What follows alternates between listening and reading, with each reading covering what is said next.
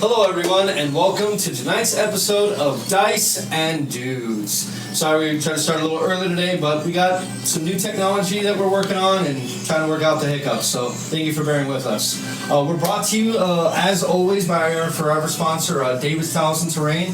Just ran an event yesterday for the Lord of the Rings board game. Went fantastically well. We had a great time. We had it up on a big screen TV so everyone could see what was happening on the map. It was fantastic. We're going to be running another event on the 24th. What's up? The door. Oh, the door. Oh, you can hear and me. you're over here telling me to change Okay, cameras. Okay. We're also brought to you by, once again, our friends over at Game Vault. Sonia, what's going on with them? Okay. Well, thank you, David. So, Game Vault, wonderful people, wonderful sponsor, amazing people. So they were going to have their regular scheduled weekly events. Of course, David did mention the Lord of the Rings demo board game. Beautiful, and of course he will paint up his own copy as well. And of course we will have the Poke Kids event going on this Sunday, and that'll be from ages 6 to 12. Come on down, it is free to join and free to come. And it's a lot of fun, and the kids get to have fun playing Pokemon with everybody. Parents get to do it. It's a lot of participation. And it's 6 to 12. What? 1 to 5 p.m. 1 to 5 p.m., sorry. Okay. And you confused me. I was Thank getting you. to that. Thank you. Anyway. Gotta love another time. So if you want to show up there, 8 o'clock. Where's everybody at? Okay. We're also brought to you by our friends over at Military Gamer Supply. Helped us get started on the stream. Got us on this path. So we love our friends over at Military Gamer Supply. Nick, what's going on with them? So on Mondays from 6 until closing at midnight, we have Warcry Mondays. We have actually leaderboard, so if you come in and play, you'll be up on the leaderboard. Then we have Pokemon on Thursdays, just casual gaming. And then on Friday, we have Friday Night Magic. We also have Commander League going on right now. Going on at that same point in time. The Commander League people normally group up around 6 or so till closing at 2. And then, open gaming for like 40K and all that stuff throughout the weekend, all throughout the week. 40K people show up on Friday though, mostly. We have Age of Sigmar on Tuesdays. Almost forgot to mention that. From 6 to 7. Mantic Mondays. And Standard Showdown on Saturdays. All right, thank you very much. We also have a very special event coming out for Ingress. So I'm gonna toss it over to Paul Bunt, our local Ingress expert. Yes, Paul? and I know you couldn't see either Sonia or myself talking, but we do have a Ingress event coming up this Saturday. It's actually a global event in multiple sites. It's called a field test. Not exactly sure what we're doing. It's a brand new thing out there, but we're going to be going up there. I'm going to try and get some video and some pictures to post up on my Instagram and to see what was going on. I'm actually really excited about it.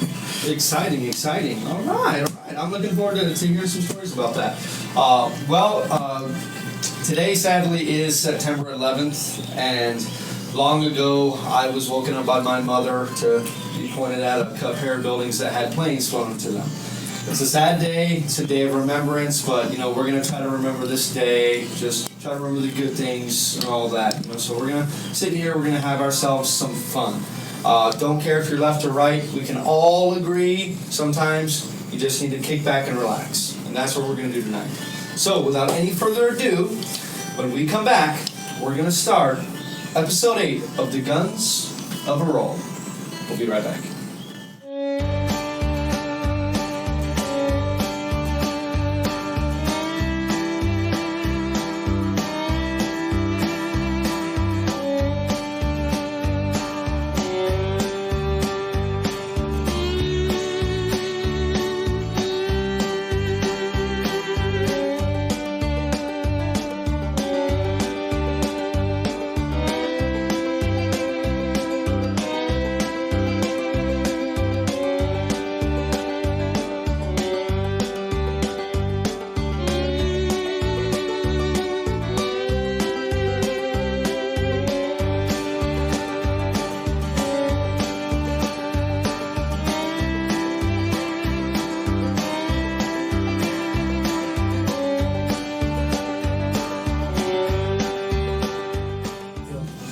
That means we're ready? Oh, it's on you. And we're back. We're just super, super professional here. So, last time, the group had made their way to Vigor Ridge after Dakin and Fionn had been assaulted by cannibals, and then had the assault by the cannibals interrupted by a fairly different group assaulting them. After a knockdown, drag-out fight in which Darius turned into Draven, and afterwards, our resident dwarf One Eye murdered a woman and her child. After that, the group collected up and ended up having a meeting between Aegon. Aegon, the brother of Dalius, Harless, gave them an opportunity for a deal. He would give them the 5 remaining Yolkeps that they were looking for in exchange for them keeping up with the story that he wanted them to spin, and owing him a favor at a later time. The group begrudgingly agreed to this, and he ended up killing the 2 men that were with him, absconding with the 5 Yolkeps, and made his way with the group out of Vigor Ridge. The rest of the group had parted ways with him just outside of Vigor Ridge, where he headed to Brownwater in order to reconnoiter with his brother, and the group made their way back north to Krill Ranch in order to drop off the remaining Yolkep. And we ended with you all bedding down, making camp for the night, and Gunnar and Draven on their watch, about to have a conversation. And that's where we're going to go ahead and begin tonight. So, despite the exhaustion that you feel, as well as yourself, you find yourself on watch with Draven. That strange amalgamation that you've met of Darius, but slightly edgier. The tattoos that you've only seen on Darius one other time are gone. The skin is much paler. His hair completely black. His green eyes now almost like sparkling emeralds in the sky. What do you do? Anybody around? At this point, you two are the only ones awake. You're not gonna be a problem, are you? Or I have to put you down permanent-like. And you seem like you're kind of a useful sort.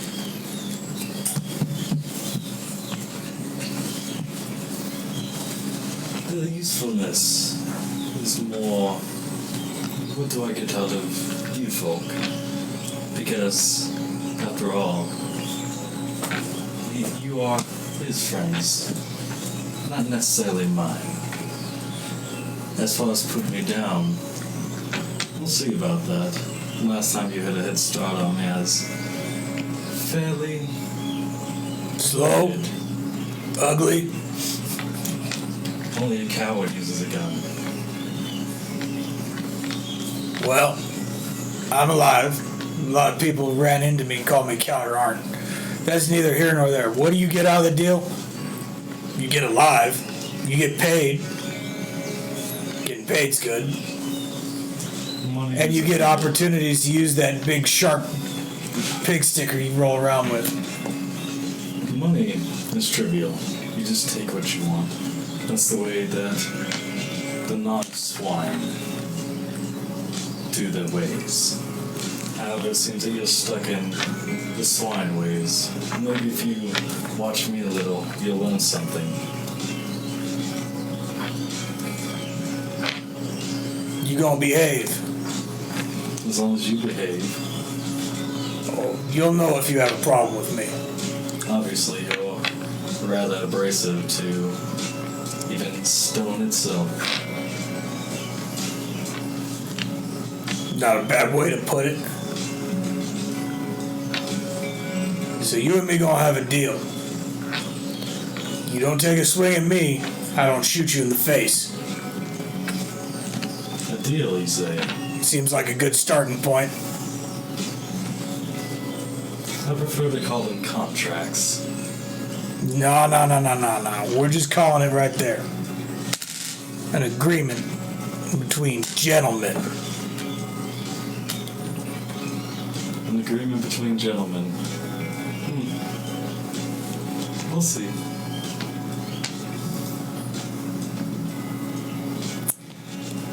I think I'll wander away. Okay. If I can go ahead and get a perception check from both of you, please. Yeah, there's a paper. Not my ball. Well, you leave them everywhere. 19. I'm watching Draven now, whatever I'm looking for. Okay. You still have that same thing that happened last time. You have that slow-moving storm that seems to be coming up. It's moving north fairly quickly, but doesn't seem like it's going to catch up with you guys until probably later on tomorrow. Strange. This is the second time since you all have been in this region, about 2 weeks now, that you've seen one of these storms. Maybe that's how groundwater prevents any kind of droughts. Maybe. Does it But- look like anything familiar to Draven's set of knowledge? Gonna roll me a history check.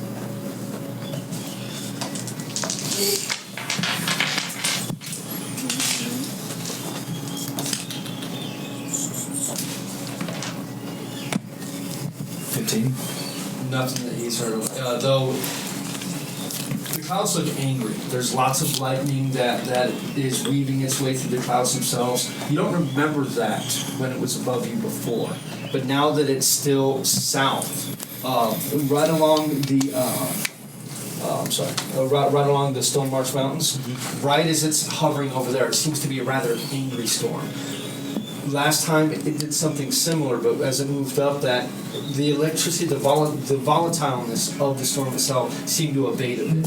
Though whatever is going on here in this region, it's definitely brewing storms and hurling them to the north. But the rest of the night, I mean, besides that very, very distant smell of rain upon the air from the south, besides that, nothing happens during the night. You see the horizon begin to brighten up as the sun begins to slowly rise, as your compatriots begin to stir and slowly wake from their slumber. Some of you a little worse for wear. Some of you still have a single fatigue point, though no one is currently at 2 fatigue points. Yeah, I'm still. So everyone was able to get a long rest. And that also means that everyone is able to apply their new maximum hit point values as well as their new skills from leveling up to 3rd level. Yay! I'm No longer a one-hit wonder. Now you're a 2-pump chump. 2 3. pump. Ooh, 3 wow. pumps. Somebody rolled high. Ooh. No, actually 2. He's like, I lied, it's still 1. So now collecting up as a group, you all can break camp, have yourselves a quick breakfast. At this point, you guys are still right around a little less than 2 days away from Krill Ranch itself. You guys are, again, very impressed by the countenance of the Yolkeps that you are leading to Krill Ranch. They are much more behaved and much easier to control than the Yolkeps that you ride. Consistently throughout the day, you guys will have to take a few minutes when they stop and coax them forward to get them to move. Nothing too serious yet, but you guys were running into some problems the previous day. And you can, especially you can tell, some of the Yolkeps that you all are riding are a little ornery today. Can I try and saddle up one of the new Yolkeps instead of the old ones? Dakin will remind you, like, oh, we're not supposed to ride them. But it'll get us there quicker, isn't that what they want? Not really, because we're still going at the same pace as the other Yolkeps. No, they'll keep up with us quicker. I doubt it. These are faster than those. Exactly. These are faster and less ornery than those. Yeah, but If we don't push the ornery ones with weight, while we're riding the new ones, who are less ornery and can handle the weight, well, I'm more worried about if something happens to one of these while we're riding them, and if we're riding and we're not riding those and they run off, well, we have to replace them with Vesher. well, I would rather worry about that and instead of worrying about having to replace them and ourselves and our bullet-ridden bodies. Well, I mean, I'll leave it up to a group vote, but If we lose one of those we got from the Vesher stables, pretty much all of our reward money's gone to replace it. Just saying. I want my money. We just say that it was shot by the people chasing us. Did we still lose our money? I mean, Vesher Guild, you signed the contract. Was it for all of them? I didn't read the contract. Any of them that you got from Vesher, you got to return them or you pay for the animal. Well, yeah, no. These aren't the ones that we're talking about from Vesher. Yeah, these are the ones we're talking about from Krill. The ones we're riding are from Vesher. Okay. Here's the way it works in my mind. We get onto the stronger ones. We can push those harder without them getting ornery. Yes. We can have the other ones go faster because they are not laden. But these are faster than those, even if these are laden than those aren't. Wait, hold on. Which ones are the faster ones? Stop trying big to ones. think. Yes, we get on the big ones. Yeah, they're faster even with him and me on it. They're still faster than those. So Right. we're going to leave those behind. Well, no, those will now be unladen and can go faster. But they're not going to follow us if no one's riding them. Can't we just... That's going to slow us down even more than just riding them would. Okay. Draven leans over to One Eye and just asks, "Is the purple one? Is he always this simple?" No, he's a very complex, tall, purple-skinned Horiman. Stop calling me horny! Well, you got two of those sticking out of your head, don't you? Oh, that's what you're talking about. Taking out. Look, I'm gonna ride mine. If you want to ride one of the big ones, that's fine. But then you're responsible for replacing it if it gets lost. Just saying. Lady Marigold loaned us these Yolkeps. These aren't for free. We got 50 notes. That was our starting pay. Just saying. I'll do what everyone else does. Janet's already mounted. I'm already leaving. So you guys collect up on your typical Yolkeps, having the less ornery ones follow you. Yolkep gets scritch. Oh, roll me a animal check. That is total 18. 18? Before you mount up on it, you scratch its neck up and down, just where it has the fur on its actual neck, and scratch right under its chin where the scales begin, and you can see its eyes kind of flutter a bit. And It's almost stumbles. you don't really have any problems today. It seems to calm it down a bit. Every once in a while, you reach forward and you pet it. You still have a pretty good relationship with the Yolkep that you're riding. I mean, this is the Yolkep you've had at this point now for a couple of months. Hey. Okay. Oh, it's true love. What is Fionn wearing today? Her poncho as usual? Okay. Just her poncho, as always. Well, at least she's mostly dressed. So, as you all are heading this day to Krill Ranch, you guys are still following the same path that you did before. So you kind of recognize this terrain. It's about 3 hours after sunup that you guys will reach the Shield Maiden's Marsh. And unlike before, you don't see as many people on it. The last time you guys have crossed this place, it was fairly busy. But you don't see too much in the way of actual travel going on here. And all the travel you see is all heading north. None of it's heading south. Away from the storm? Towards Uric. Away from So away Brownwater. from Brownwater. And the storm's over Brownwater? Storms to the south. Okay. From what you got, actually, as a matter of fact, those of you who wish it can attempt a nature check. If you're not trained in nature, you have disadvantage on the check. Jack of all trades? I'll give it to you. Yeah. Doesn't matter anyway. Yeah. That is a... Oh, I'll take that instead. It was bugged. It was cocked. It was cocked, so roll it again. Oh, that's exactly what it I was came like, up. it's the same one. That's, We get some more dice trays in here. Yeah, yes we do. Maybe I'll start rolling on this. Anybody? 19. 19? 16. Four. The storm itself now, as I said, a lot of the electrical component of that storm seems to have abated. It's still fairly slow moving as the previous storm was. It hasn't quite reached Brownwater yet. It'll probably reach it by midday today, so in a few hours. but it's not a torrential storm. There's not really high winds. It just seems like it's the same kind of rainstorm that you guys ran into the last time you were there. As you guys continue to head on, anything happening while you guys are moving, or are you guys just moving at normal pace, heading to the Krill Ranch as far as you can get today? I'll just be talking to me Yolkep. Staying away from Draven. Why are you talking to that dumb beast? I mean, it's better conversation than the purple one, but still. And that does bring up a good point. It is still Draven at this point. The last time you guys witnessed Draven fall unconscious, he woke up as Darius, but it is still Draven. I'm gonna ride up to Draven. So, no animosity between us anymore. Yes? Are you going to hit your face on my blade again? Well, as long as your blade doesn't come swinging my direction, I don't think I will be. I accept no fault in your unconsciousness. No, I'm not going to argue about that today. We have too much to do. You may leave. We're going to the same place. I don't think I'm leaving too much. And Draven just like shrugs and just kind of like stares off in the distance. Cal, it means he no longer wants to talk to you. Get hint. I got that hint. Thank you very much. Thank you, Chad. Because sometimes Cal thick-headed or thick-haired. Is it thick-haired or thick-headed?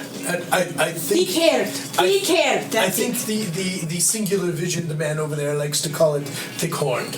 I heard I thought you were another about word horns. with haired, but You're a dumbass, aren't you?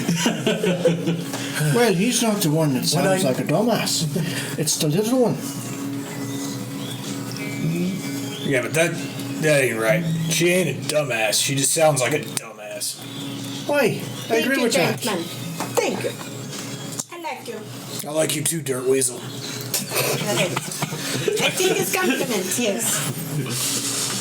It's the very best of compliments from his kind. You're fucking with her, aren't you? Why would I do that? Well, it's entertaining. Dirt Weasel's useful. Why? Like dirt weasels. Okay. I'll agree with that. Not like Hat Rack over there. Dwarves don't understand. It's not that way. The hat just hangs off the horn. See? Hat Rack. so I'm not the Well, only you racist know, one. Good, I'm good. really starting to like these people. I'm just saying, we cut his head off, lop the top off. It's a great Hat Rack. We stick it on the wall. I would be very pleased if my head stays firmly on my shoulders.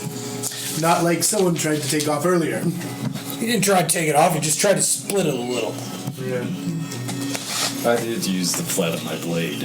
It was a splitting headache later. I can't help it that you have a weak constitution. Oh, boom, boom. That is taken. Your wit's about as sharp as a 2x4, dumbass. Jesus. This is going to be a very good working relationship, isn't it? And with that, you all continue for the rest of the day, still talking and chatting to each other a bit. But most of it in silence, as this area now that you all are moving to is a more dangerous area, as you all have been told several times and have seen firsthand, especially with those creatures coming out of Lockmore and Mine. You guys will actually make it just past Lockmore and Mine. I'm sorry, just before Lockmore and Mine, when nightfall hits. Maybe we find another bug. Do you want more bug? Yes. I will let you have all of that bug this time. Yes. It's all you. And In what fact, we'll word watch of you that? as you take care of it. This is the same mindset everything happened like with What am I going to do? getting the Insult to Yolkep and death? stuff. Yep, you can just see that. It's kind of strange. It's almost like Vigor Ridge where you have that like pillar of rock that comes out. This is just, it's a hilly area, and then you have that one singular mountain that juts from the center of these hills. It's a small, very, very small peak, but I mean, just right there, and that's where the mine is. Okay, the purple one that likes to bother me. We could go recreate our first meeting over there if you'd like. No, I think this time I will definitely have my gun out. Not what that Instead does of ain't being good. trying to bring you your jacket. No good deed goes unpunished. No, that ain't exactly true. Nobody punished me from stopping him from killing you. In all fairness, I didn't see that. All I know is I'm not dead. You know what? No, the gods did punish me for doing that because I have to listen to your dumb ass. See, exactly. Everybody's so cranky tonight. I'm not cranky, Dirt Weasel. Because we I want haven't had bug any. blood. I still have more bug blood. No, I'm good. Slip it into his drink, he won't notice. Oh. You can taste the bug blood. You can smell it too. You think if I slip my gun in his mouth, he will notice? No Can hurting. I make a stealth roll? Sure.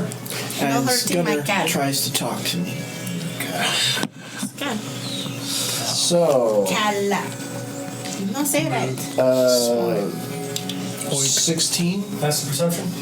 So you turn to talk to One Eye, and he's not there. Fucking half stack.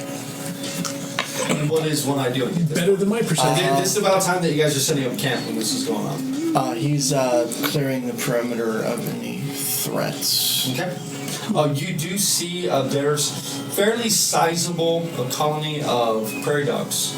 You've run into these creatures before near the Krill Ranch.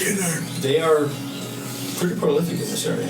Can I make a survival check to snag a couple for dinner? Sure. Go ahead. You can baste him in the bug blood. That'd be 13. You manage to get a single one. Once you catch the one, you manage to catch one. The others, they dig deep. One of them happens to see, word spreads, and you're just not able to get any others to come up. But you got one. Forage for anything, cactus fruit, anything that I don't have to. Cacti is usually further west. I mean, you do have some like cactus family style plants, but they're more like the prawn style cactuses as opposed to like full on barrel cactuses or the cactuses we're used to here in El Paso. No prickly pears. Can I try and make tequila out of it? That's No. about it. Well, you would need like it's a whole process. It's a whole process. You know, with the survival check, you're able to get you're able to scratch up enough for a few people. Okay. So the once you all set up camp, your typical rations that you all have been given by Krill Ranch are supplemented with some fresh meat and a little bit of some tubers that he managed to find, and nice bit of cactus that you can scrape the fronds of it off. It actually tastes fairly similar to rosemary, so it's not too bad. Look, Chair. This gentleman is useful. That makes one of Give you. me fronts. Okay. Give me fronts, please. Prickle. I think she wants your cactus. Please.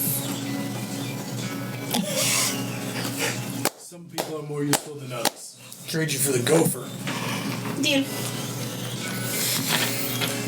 I got the gopher. I wonder if it was the one that talked to Fionn. It was his cousin.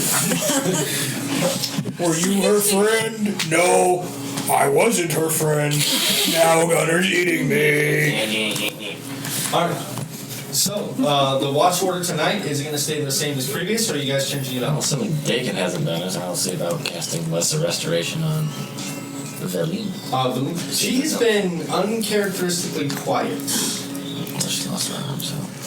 Yeah, she is cured, and she has discovered that she lost the use of her right arm. So that's kind of probably a bummer. I mean, I don't know. I've never lost the use of a Well- weapon before. I would assume it's a bummer. I'll be walking up to her then. Okay. I'll go with him. At this point, she is. What does Restoration Lesser do? It pretty much the same type of thing that you were doing with the healing. It's a long-term thing because the spell's not powerful enough to just reattach nerve endings on its own. It just takes a bit. It's normally like an ailment, and I would consider like the nerve damage if she suffered an ailment. It would take multiple applications of it, and it may not take.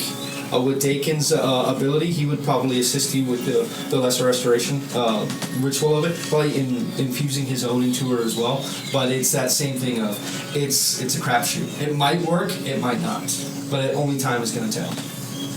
And it's probably after your all's application that she starts rubbing her arm and she starts doing stuff. She's obviously a right-handed person because she's trying to do as much as she can with her left, and her movements are awkward and jarring. So when you approach, she kind of hears your footsteps, looks up at you, and just. Well, how you doing? Oh, I've been better. Any mobility in your other arm? Nope. She lifts it up and just it drops to her side. Well, Just as useless as you'd expect. oh, well. Maybe I can convince the magic types to keep touching you and whatnot. Dakin's already agreed to see if it'll happen, but I'm not getting any hopes up. I'm sure Dakin agreed to touch her. Well, You know how priests are. And you just hear Dakin across the camp groan. I didn't mean it like that. They gotta touch people to What is up with you with the touching and the honey and all that? I understand you two are doing like a skit to try to cheer me up, but if you could not, I'd really appreciate it. Were you doing a skit? I wasn't doing a skit. Hey, don't take this the wrong way. But if you want, I'll cut that off for you. There's about only one way I can take that, and it's the wrong way. I'm just trying to be helpful. I understand. How about you be helpful over there? Cactus? No, thank you. I'm not hungry. And she turns around and keeps setting up her bedroll as best as she can. You want help with that? I got it. You sure? Being all crippled and shit. Would you like to come over and sleep by us? She looks over back at him. How do you put up with him? Can't you understand? Just a little bit. I'm not feeling very good. How about you mess with me another day? I was trying to help. One fucking time I try to be nice. Fuck that. God. See what I told you. No good deed. Shut up, Pat Rack. He's a bit like sandpaper, but if he's covering your back, then you can trust that no one will sneak up on you. Well, sandpaper is sandpaper, even if it's at your back. But is there anything else, or can I get some showtime? Well, that didn't go the way I wanted it to, but I'll leave you to sleep. Much appreciated. And she lays down. You can see she's just kind of laying there, just. There's one time in the hilt we ran out of that paper to wipe your ass with. Dude tried to do it with sandpaper. She's right, it doesn't feel too good on your back. I remember that. Were you there for that? Was it the short fat guy from High Mist? Yeah, the one that got his head chopped off. I didn't see that, but I saw him trying to wipe his arse. You were watching. So is the watch order the same for the previous night? It's One-Eye, Callus, Fionn and Sheer, and then Draven and Gunner. Or would you guys like to change it up? I'm good. Change it up. Okay. What would you like to be? Who's on first watch? One eye. One-Eye. Next, second watch. I guess. Myself and Gunner. Do you agree to that? Sure. Okay. Third I watch? was on third. Fionn? You're always on third, right? That's like your preferred watch? Okay. Anybody on third watch with Fionn? No? And who's taking last watch? Draven. And I'll take the watch with Draven. Man, he is brave as shit. Okay. So, as it starts to, the sky is now at this point completely dark. With the storm moving in, at this point it's moved beyond brown water. You all probably start setting up tents because the rain is probably going to reach you before morning comes. So you all get as much overhead coverage as you can. One-Eye, if you could go ahead and roll me a perception check for your watch, please. That is an 11. 11, okay. Are you doing anything in particular on the watch? You can hear everyone snoring away. I'm not going to wake anyone up. I'm just going to do perimeter checks. You can hear a bit of thunder rolling to the south. and you can see what almost looks to be like a blanket of darkness moving from the south to the north. By your eye, you guess you got maybe 3 or 4 hours before you start feeling, the rainfall. Callus, I'm sorry, Cheer and Gunner. You're woken by One Eye for your watch. First off, you guys can go and roll me a perception check. How do you watch so good with one eye? Oh, I was blessed with despair. I remember liking you.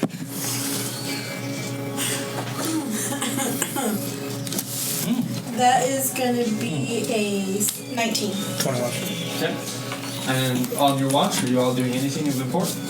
Oh, before I go to bed, I'm checking all of the tent pegs. And, I'll wait till everyone is asleep.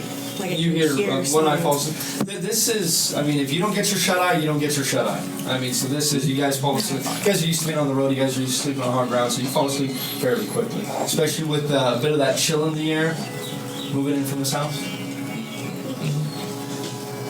So Karen. Right. I don't know who you're talking about.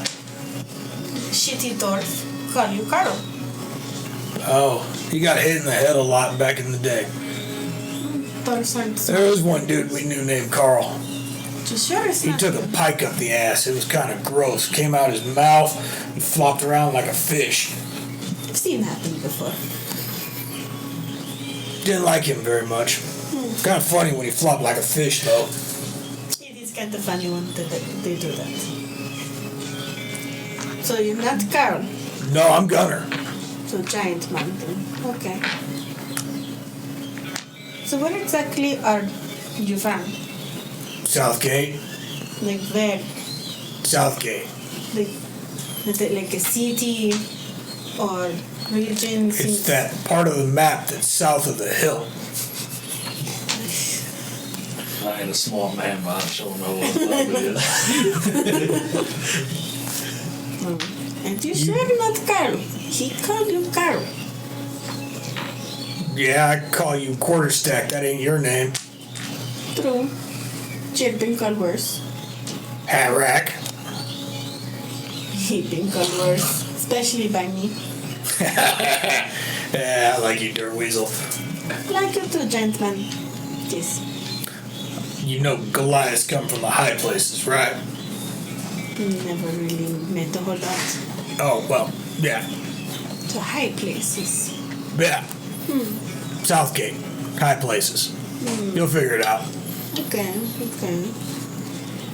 Do you have any more of the whiskey? I drank it all. I was hoping you could. I got tobacco. No, don't like. You sure? It gives you a good buzz. It's fun to spit it on Hat Rack. No, I do other things. He has his pretty little silk shirt. It's great staining material. No, you do other things to him. Other things. Not like with the pike, right? No. It's gross. No. That's what I was thinking. But I mean, whatever you guys are into, I don't No. discriminate based on preference. He's subordinate. Yeah, Subordinate. yeah, like the pegging. No. He's cheer commander. Carl underling.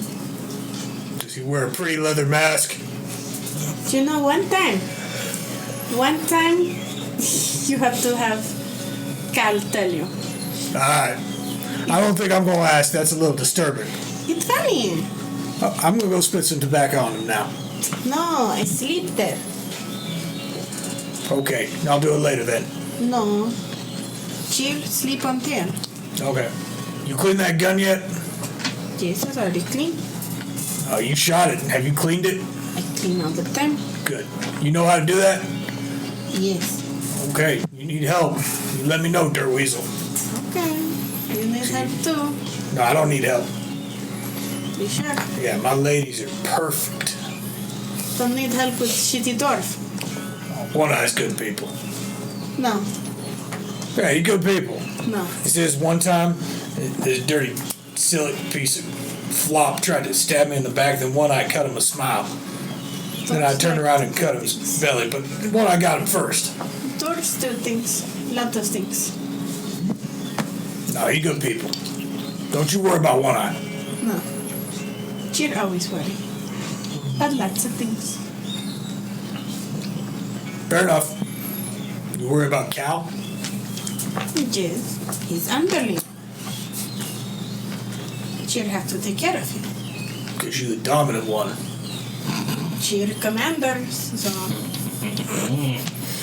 Do not understand rank in army. No, I understand rank in army. You're not in the army, so if you're still commanding him, that's a little weird. Cheer safe. So cheer take care of.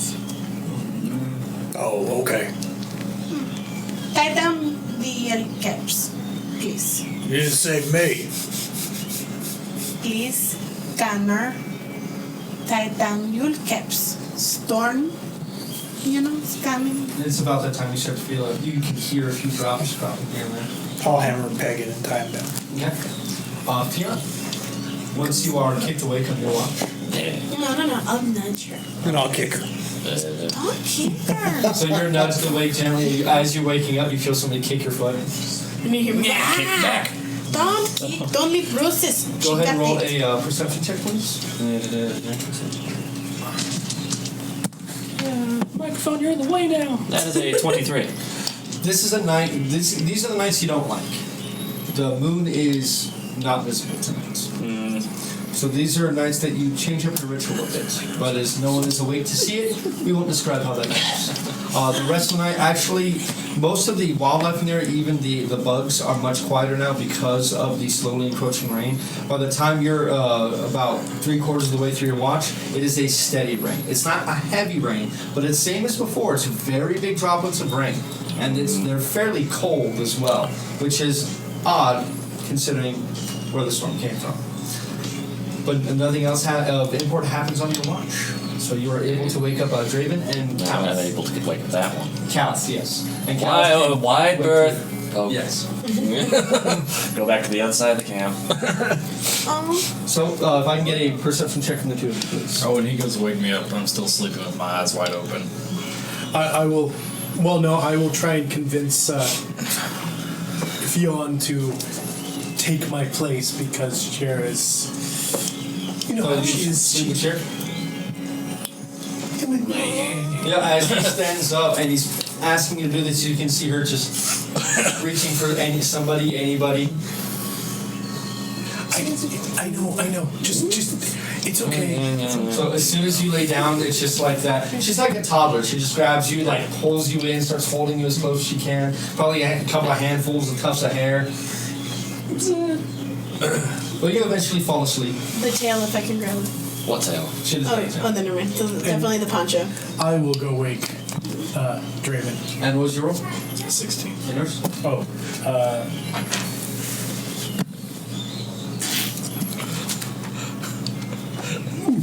6. Like Gunner, the previous night, you find yourself watching Draven more than anything else. That's my whole intention. And at this point, you guys are probably sitting under the tents that you have to keep watch, as it's raining fairly prodigiously at this point.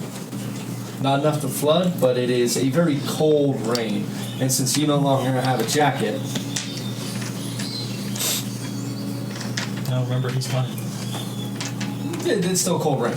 Yes, but it's not. It's different when it's, a frigid rain falling upon you.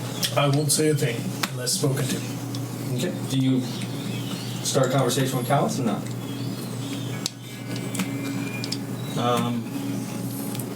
He starts harassing Khaled, like casually, in his dialect of Sylvan.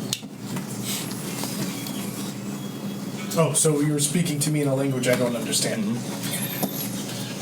You know in common. You know I don't understand you, right? I do. And comments like, I do. If he continues, then I just start replying in Infernal.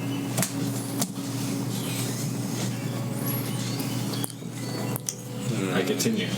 Y'all shut the fuck up, I'm You sleeping. guys have a very odd night, talking kind of at each other. At each other. Yeah. You don't see any light upon the horizon as you hear your companions begin to stir and wake up for the morning. The storm overhead, it's as it was before. It's gray clouds, and at this point they stretch from the horizon south to north, and there doesn't seem to be a break coming in the storm anytime soon. So it's raining pretty hard. It's same as it was before. It's a steady rain. It's not a downpour, but it's a steady, very, very large, cold droplets of rain. The whole time though that he's harassing him, he's just got like, as flat toned as he normally is, he's got like this crook to his mouth. Okay. It's him killing boredom by harassing Cal, who gives him some of the better reactions out of the group. All right. You all can wake up that morning. You all know about halfway not through very today, nice. you guys will reach Krill Ranch. It's a little harder at this point in order to navigate. Who is leading the group when it comes to navigation? Oh. Go and roll a survival check, please. Shift to temporarily gain advantage. Not long enough. No. Just, yeah, 22. 22? Yeah. It's mainly you know where you're going, but it's just finding a feasible path, and you basically do the same thing you did Flash before. flooded. No, but there's quite a bit of flooding happening, but it's not quite to that level yet. But you managed to find that ridge that you did before, and just go along that ridge to where you're not having to wade through waist-deep water or ankle-deep water. And about halfway through the day, through the relatively thick fog that has accompanied this storm, you can see when you all get close, about 300 feet away, just the edge of the gate that begins the dominance of Krill Ranch. I had a thought. You talk to the little furry things. And I don't want to eat gruel. So why don't you get the little furry things to come? One eye here will smack him in the head. Then we'll have a good lunch. Yeah, funny. Funny. There's no hunting amongst your people. There's hunting. Wait, why don't? I do not ask animals to be eaten. Wait, If they are to be hunted, they will know they're being hunted if they see you. oh, Seems a lot simpler just to ask him and then hit him in the head. Funny. No! Funny. Berries. Do you want berries?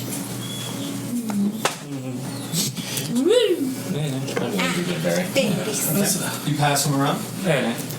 So this is happening before you guys reach Crow Ranch at this point, but you guys have your bellies full. When you hand one to the Ling, she takes it, thanks you, as she always does, but it's still quiet. As you all reach Krill Ranch, you get to the outskirts of it and as you begin making your way south where you know there's a fairly large entrance into it, you come across an unfamiliar face. But as he raises his latch gun to take aim, sees who you all are and sees the Yolkeps that you all have with you, he... Oh, okay. Oh. As if you couldn't see us a mile off. No, not with the fog. I do apologize for our abrupt entry, but as you see, nature just... Well, come on, let's get you all out of the rain. Let's get them out of the rain. And he leads you all to the gate, opens it up, they lead him in, allow you guys to enter if you wish. Are you going to be spending any time within Krill Ranch? About as long as it takes to drop off the Yolkeps. So, 15 minutes. Can we cut 10 minutes off that? So you all drop them off and immediately begin to head south? They'll ask you... Pay we here need to be getting or paid. there? I don't know. We should... Bacon. They're not paying us, so Marigold pays us. Then we get paid later. We get paid when we get back to Brownwater. Don't worry, if we're not paid, you can hold the bacon, Dakin, responsible. Dakin. I'm not sure how, but she said as soon as we delivered them, she'd know they were delivered. I don't know how, but hey, I'll take her at her word. there's ways to send messages quickly. Well, I assume there's lots of ways, but you know. With enough people here, I'm sure someone here. But you guys are offered a bit of feed for your Yolkeps, and as a thank you, they'll give each of you a dead and dried out fairly large cricket. And each of you can feed your Yolkep. You got to save it until it gets grumpy. They are fairly grumpy at this point. They do not like walking in the rain. You know, Yolkeps are in the wild. They like to collect up together, and they try to protect themselves as much as they can from the rain when they can. But you all, after your very quick stop at Krill Ranch, can begin heading south. Half day's travel gets you pretty far. Pretty much back to where you camped the night before, where you all can hit the Shield Maiden's March, and that is the fastest way to make your way back into groundwater. Sounds good. For brevity's sake, the next night is pretty much the same. You have rain almost all day, but right around dawn, it begins to let up. And after about 2 hours of riding the next day, the light begins to poke through the clouds, and that same kind of storm system that moved through just moves further north before slowly dissipating away. I'll take my hat off and bask in the sun. And it's a warmer day. The humidity immediately skyrockets, and you are beginning to sweat through your clothes and whatever armor you guys tend to wear. Did Galeen stay with us? Valine is that was part of the deal, though she has not spoken much. She rides with Dakin, as she has been this entire journey. That night, you all can set up camp. That way, you can reach. So that way, you guys can reach the Shield Maiden's March and make your way south the following day. Again, for sake of brevity, we're going to go ahead and speed this up a bit. A couple of days of you guys traveling with not really anything happening, though. Oddly, you seem to be the only people on the road heading south at this point. You do pass quite a few wagons, probably half a dozen wagons heading north, and a bunch of people walking on foot headed back north. Do they look perturbed? Some of them do, yeah. Some of them seem pretty road worn, especially from. Looks like they tried to probably take some cover during the storm, but not a whole lot of cover out here. I'll stop one of them. On the wagon or walking? Walking. Walking. You stop a fairly tall man, kind of skinny. He's got a bag that he's carrying over his shoulder, and as you approach, he pulls a very young boy very close next to him in a protective stance. And just, hey, what can I do for you, gentlemen? Why are you going north, dirt farmer? I'm not no dirt farmer. You look like a dirt farmer. Why are you going north? Please forgive our Work in the mines is drying up, all right? Yeah. I don't know what the hell's going on, but they ain't passing out the jobs as much as they were used to, okay? I don't know what's going on. Still plenty of work, still plenty of silver coming up, but you know what? They're just not giving us any work. So I'm making my way back to Urk. Ain't no work here, and ain't no reason to be here. Thank you, good traveler. And I'll It's kind of nods, and they keep slowly making their way up. I'll catch the coin. No, I flip it to him, so he can't catch it. He catches the coin, and he hands it to his boy. And what coin do you? A gold. Yeah. Why are you wasting good money on a dirt farmer? He casts a secondary look as he's walking away, but he's happy with his newfound posterity. After you do that, a couple of the other people come up and they just start, "Sir, please, sir." That was all the coin I had. I wish I could. And you hear them grumbling under their breath as they continue on. See? That's what happens when you're nice to dirt farmers. Yes. They might mug and kill him. Him? No, the one you gave money to. Cannot think about things. Ay. Dirt weasel, that's more spine than any of those dirt farmers got. Yeah, he has a point. Swine consumes swine. He also has a point. Disturbing, So depressing. yet accurate. You guys will reach the gates. The one, I say gate, but it's literally just like a signpost that sits about 200 yards outside of Brownwater with the sign over it, and the sign that you all saw when you first entered this place, telling you that if you didn't have coin for a room, to make your way east or west to Bigger Ridge. There is no guard standing at the gate today, though, and there does not appear to be the same line that there was. Though, as you approach Brownwater itself, you can see Brownwater is still packed. There are still carts lining up and down the road, the two main roads as you come in. Left towards the squatter's plot still has a ton of these makeshift businesses that are being run directly out of wagons. They're still there. You can still see tons of people milling about the streets. You can hear the piano player playing at the Welcome Member Inn. By the time you guys arrive, it is just after lunch. Seems like someone has consolidated the labor here.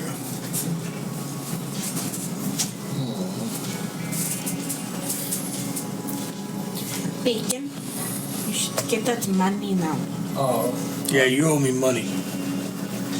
Don't get drunk. That's right. I owe you for 1 a day and 2 for any day you had to pull your gun. 3 for any day I had to pull my gun.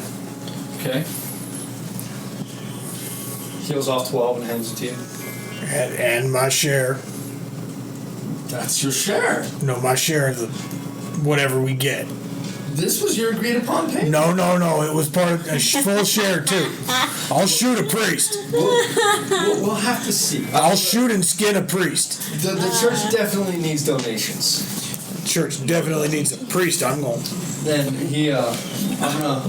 I'm gonna go off and I'm gonna see Sister Rumati. Then I'll speak to Lady Marigold. I'll be catching up with you all either today or tomorrow. And get you all paid. How about we go Go speak back with in. Lady Marigold now? Well, she's a member of one of the families, and I don't really dictate what she does. I don't even know where she would be, but she always seems to find me. So if I hang around long enough, she'll catch up. I think we might need another room. I think our room is... Alright. You go get room. I take Yolkep's and Fanny to the stable. but- So Fanny has date. One quick problem though. Fanny As- has date. Yes, paper yes, yes. room, you know. No. What? You don't understand. As I just told, as you heard me earlier today, Indeed. that was the last of my money to give to that poor traveler. You know me. I'm a very donating type. No, you're not. But that's not the point. The point is, I gave him the last of my coin. How about I hold him upside down and shake him, see what falls out? As this conversation I'm is about going as tall on, as you. I turn to Fionn. How much wider? You are. Do you know what she's calling you? We're in Southgate. The word funny Do I is get this? used to describe lady parts. He's doing this while you're having a conversation, while you're having your current Oh, conversation. okay. So I don't. You're okay with this. Because she's keep Arguing gonna do pointless. it. Arguing pointless. Right. Come, Fanny, So, we go now get that you you all are date. within Brownwater, Dakin, he kind of tips his, well, doesn't wear a hat, but, kind of bows at you all and, well, if I don't see you later tonight, I'll see you all tomorrow. And he begins making his way to the Church of the Morning Light. I take he's taking Valine with him. Valine is riding with him. Yeah. Bye, Lefty. I will follow them stab to you. the She's church. raising the middle finger, she rides away. I'll follow them to the church. Okay. Where are you going, Halfstack? Well, I need to talk to Valine. About what? Well, A business proposal. how much? My kind of business? No, my kind of business. Your kind of business can be my kind of business. Is the cripple a prostitute? No, this is to. Well, I saw a crippled prostitute once. She only had one leg. oh, they're This doing one this. only has one arm. So, as he turns and talking to Draven, I guess that means that doesn't involve me. you rented one of the your Yolkep from Vesher, correct? Yes. Okay. So those of you who rented one from Vesher, that was part of your equipment pay from Lady Marigold. You all, as you all are entering town, the first building you come to is Vesher Guild, and you see the same stockhand that assisted you with them, same one that recognizes you, though doesn't say anything to you. Y'all here to return your animals? You just have staples. We were told to expect y'all within the next couple of days, so we'll be taking them off your hands now. Is that the Going one? to turn on your cut. This is your He inspects each one to see if there's This is any mine. damage. Oh yeah, he knows. Please put back. Yours does not have the branding that the Vesher Guild ones do. And branding is not a hot iron that they've stuck on it. They literally put an arcane mark upon each of their each of these animals. So it's not something that is easily changed or removed. So you're And ready nicer. for tonight, right? You just kind of I have her fix up. I'm gonna okay. drop one dinner plate-sized hand on his shoulder. It's a bit awkward to involve yourself in the romances of others. You should just let them work it out themselves. You're gonna be polite and gentlemanlike, or I'm gonna twist you into a shape that's not seen natural-like. He gets to do it. I don't get to do He just looks at you and go to roll me an intimidation check. It's a fatherly thing. I'm not scary at all. Understand. It's a -1. Negative one. A -1. Actually, it's a 0. Sorry, it's a 0. He just kind of gulps a bit and realizes, though, you're smiling too much. You know, you're being a little too friendly when you're trying to really expose but still size, tends to play a part. He just kind of, perfect gentleman. Perfect gentleman. Thank you. I hear cats like Just getting an scratching right apologetic above look the from ass. beyond. Yeah, he leans towards you and I know your little friend is speaking for you and your big friend is speaking for you, but look, if you don't want to go get a drink or something to eat with me tonight, then I understand. See what I mean? We shouldn't bond. I don't. Is that yes you do or He yes you means don't? yes. Yes, I do. Oh, well, sundown. I'll be done. How about? I meet you at the Ember Inn. I'll treat you to a steak. Okay, all right. He kind of perks up. Goes as soon as he gets inside and he thinks he's out of earshot, you just hear him go, "I told you I could, doubters." As you all are walking away. You just see In the middle of as far as that. emotion across his face, just like an eyebrow go up. Like while I was watching, he just turns his gun around and asks, "If a cat breeds with swine, You still have does 3 it days left of cause the contract. piglets or kittens?" And you have your own Yolkep too, correct? I don't know how you. And you have 3 days No, of your we're contract. sharing that Yolkep. Oh yeah. Oh, yeah. Yeah, it's just the one. It's just She's the a one. no. Yeah. So you both have 3 days left in your contract that they will honor. You realize you haven't paid for any room and board on yours. You haven't charged for room and board on yours from this guy yet. No, I was last time. Oh, the payment was agreed upon. He never accepted payment for it though. Oh. Okay then.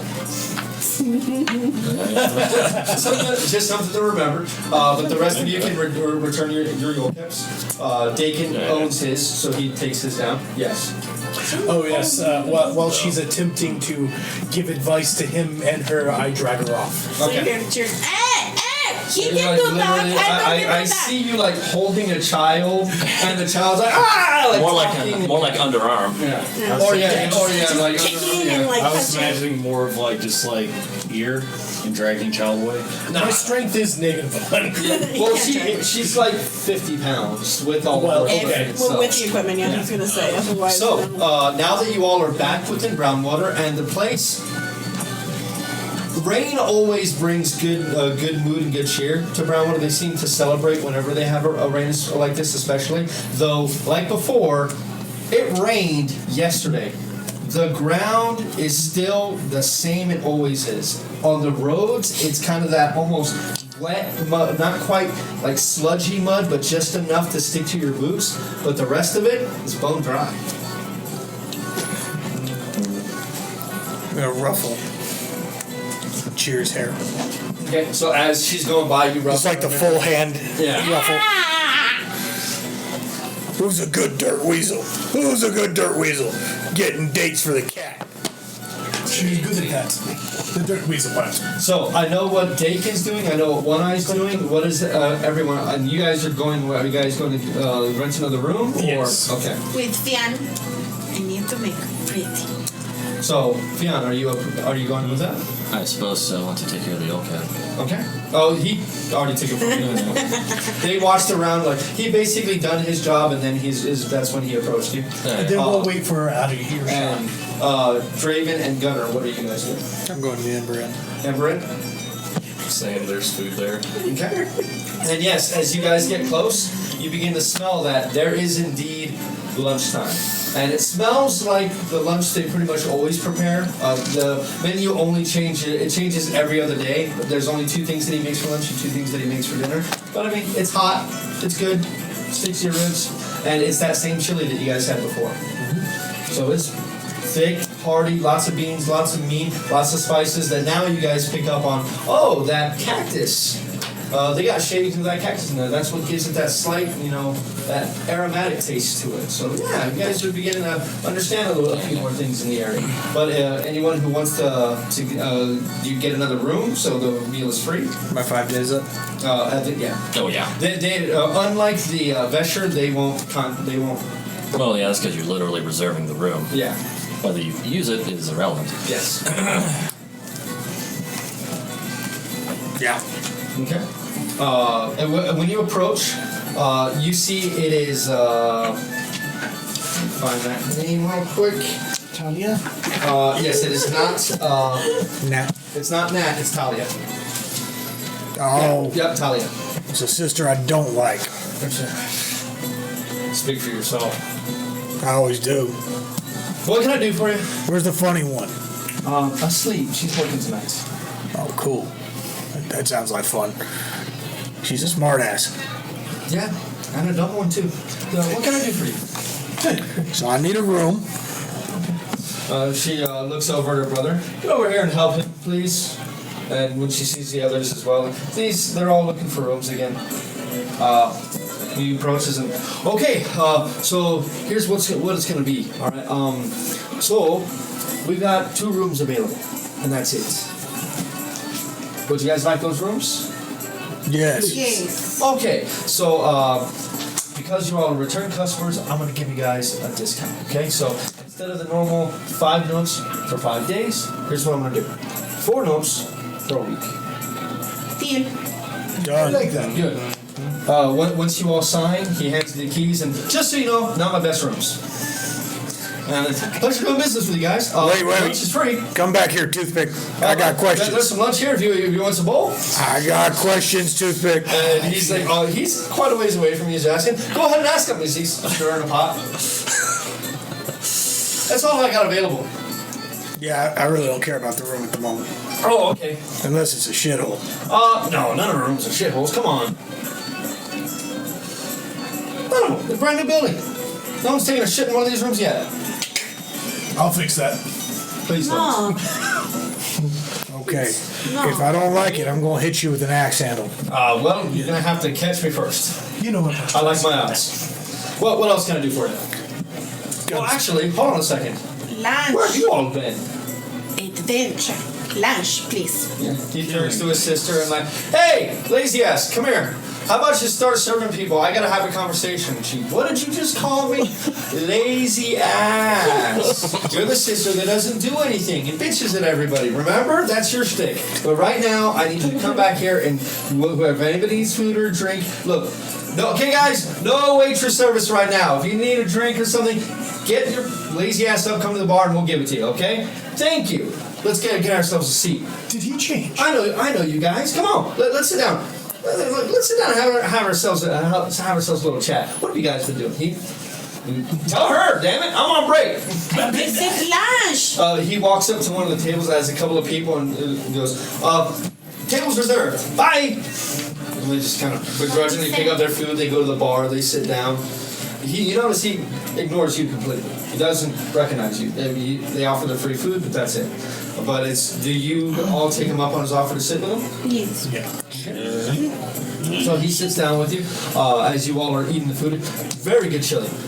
If he made the chili this time, he is a much better cook than his father is. Father food tends to be a little greasier, a little blander. This is markedly better. Not fantastic, not great, but markedly better. He sits there and, well, I was wondering what the hell happened to you all. I thought maybe you would wisen up about heading down south to the mines, make yourself some money. Haven't seen you all in almost a week. Well, we went to the land of none of your business. Oh, I love that place. Great weather this time of year. Yeah. And then we did some stuff, and then we came back. Oh, that sounds really, really riveting. That story took a long time. Do you need something to quench your thirst? You After buy something it? like that? You know what? No. Could you tell me about the fur goods? He looks around. What do you want to know? Well, how far does the control go? Well, one of the most powerful families in the area, if you believe people. Why Probably wouldn't they believe them? Kind of looks over at another table. Looks back. Well, I mean, you got quite a bit of pull. Matter of fact, there's a gentleman coming in. They call him an alderman. I don't know if you all know what that is. No. Go ahead and roll me a history check, each of you, please. I'm not here. Are you listening to the conversation? Nope. With the interest of someone watching an episode of Animal Planet, Can you sort of perspective, That was definitely cocked. I don't know what that means. like watching it like a That's what I documentary, get. but not really taking Yeah, part. let's go. So he's listening and everything, but he's like disconnected. Okay, roll me a stealth check real quick first. So we roll What was it, history? history. Oh, yeah, we're going with the first one out. Yeah, we're going with the first one. 17? It's a natural one, so that makes it a 3, right? Nope. It's just a 1. It's a natural one, so 5 for me. Sorry, we sucked. We did. 17. Okay. Oh, how can he? Go, so you can listen to the conversation. You guys didn't notice you listened to the conversation, so you can go ahead and roll.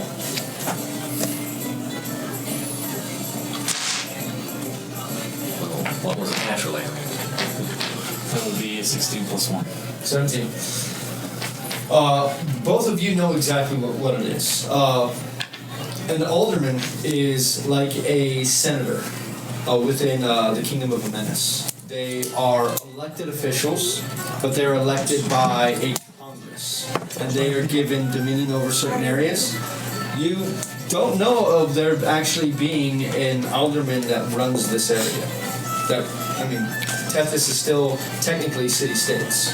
And Menace doesn't really have the power yet to really exert control over Tethys. They're angling for it, but they don't have that yet. But an alderman heading here, that's kind of odd. Now, why would one of those be coming down here? Well, I don't rightly know.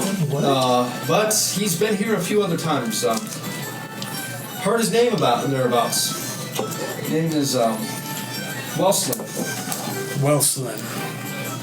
Seems to be a great big muckety muck. WELSEN? WELS. Yeah. Let me give you the exact. I have all this stuff saved on my phone. Love you, Trello. Best app ever. We're only doing this for our viewers. Somebody might want to know the spelling. You never know. Well, yes. You never. A, B. WELSLIN. S-L-I-N. Welslin. Okay, it's the E-N. Welslin. He's been in town now. I think this is his third trip down, whenever he comes in. Last 2 times he stayed with the fur goods.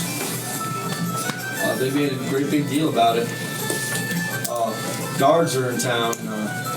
I would suggest not trying to get too close to him without making sure you're very much noticed, because they are stab first, never ask questions kind of fellas, you know? No, I have no idea what that kind of fellow is. Of course you wouldn't. Can I get other bowl? She's very hungry. Sure. Until Where's it's your gone. sister? Get your ass up. Sister! You go up and Yeah, I know. she fills it up and hands it back to you. They just kind of. You're a nice one. Yes. Roll me a persuasion check. Oh God. Really, I should be the one doing these. Well, that's not too bad. You say as it has a minus. That's a 1. She thinks you're being sarcastic as you say it, and you don't really realize how sarcastic you sound when you do it. So when she hands it to you, she hands it to you with enough force, it's not it spills out and gets on your hands. Don't worry, you really are the nice one. At this point, she just doesn't believe you either. Good job, Tim. Did you have safe through? I got a question. Yes, I know Chance say truth, but never mind. Is there like a store in town There's a lot of stores in town. that sells whiskey? You can find some in the general store. There's a couple of whiskey runners out there with one of them wagons and one of the makeshift places. I think a couple of them were selling all sorts of alcohol. Where at? Walk outside and ask. I don't know. They ain't got signs or nothing. Now, there's a gunsmith in town? Oh yeah, there's one of the most famous gunsmiths in all of Texas in town. Leandro. Leandro? Eandro. Yep. All right. Where's he at? No, I'm sorry. Wrong one. Give me 1 second. Okay. Wrong one. Trillo! No, not quite. Okay, if you say that anymore, they're gonna have to start paying us. Maybe he's aiming for that. Renenzo Copperbottom. Renenzo Copperbottom. She is a hell of a gunsmith. And where's she at? Oh, she just a little ways down the road there. Which road? Just make your way on south. You can't miss it. She got a big old sign out front. Cross pistols. You mind if I take Across this 3 bowl hills. with me? I do mind. You can finish it up here. But I want to go now. This isn't a to-go place. I'll bring the bowl back. I'll tell you what. You don't bring the bowl back and I don't know. I'll shit on your pillow. I'd have to kill you. Well, I'd do it quick sleep though. in it anyway. Out of respect for your sister I smartass. guess we'll just have to live on the edge. Bring that bowl back though. My dad will have words with you. I'll finish it and throw it back in the door. Okay. Here he goes, sister, I'm still on break. Lazy ass, give my regards to smartass. I'm gonna poison your food. I wouldn't notice your cooking's bad. So as you take off and go look for that, I would like the 4 of you, please, to go ahead and roll me a perception check. Probably that not. die. 9. So 12 plus 2, because Ah, I have okay. positives on perception. Yes, 13. 10. 10. 20. So the 3 of you will very clearly notice.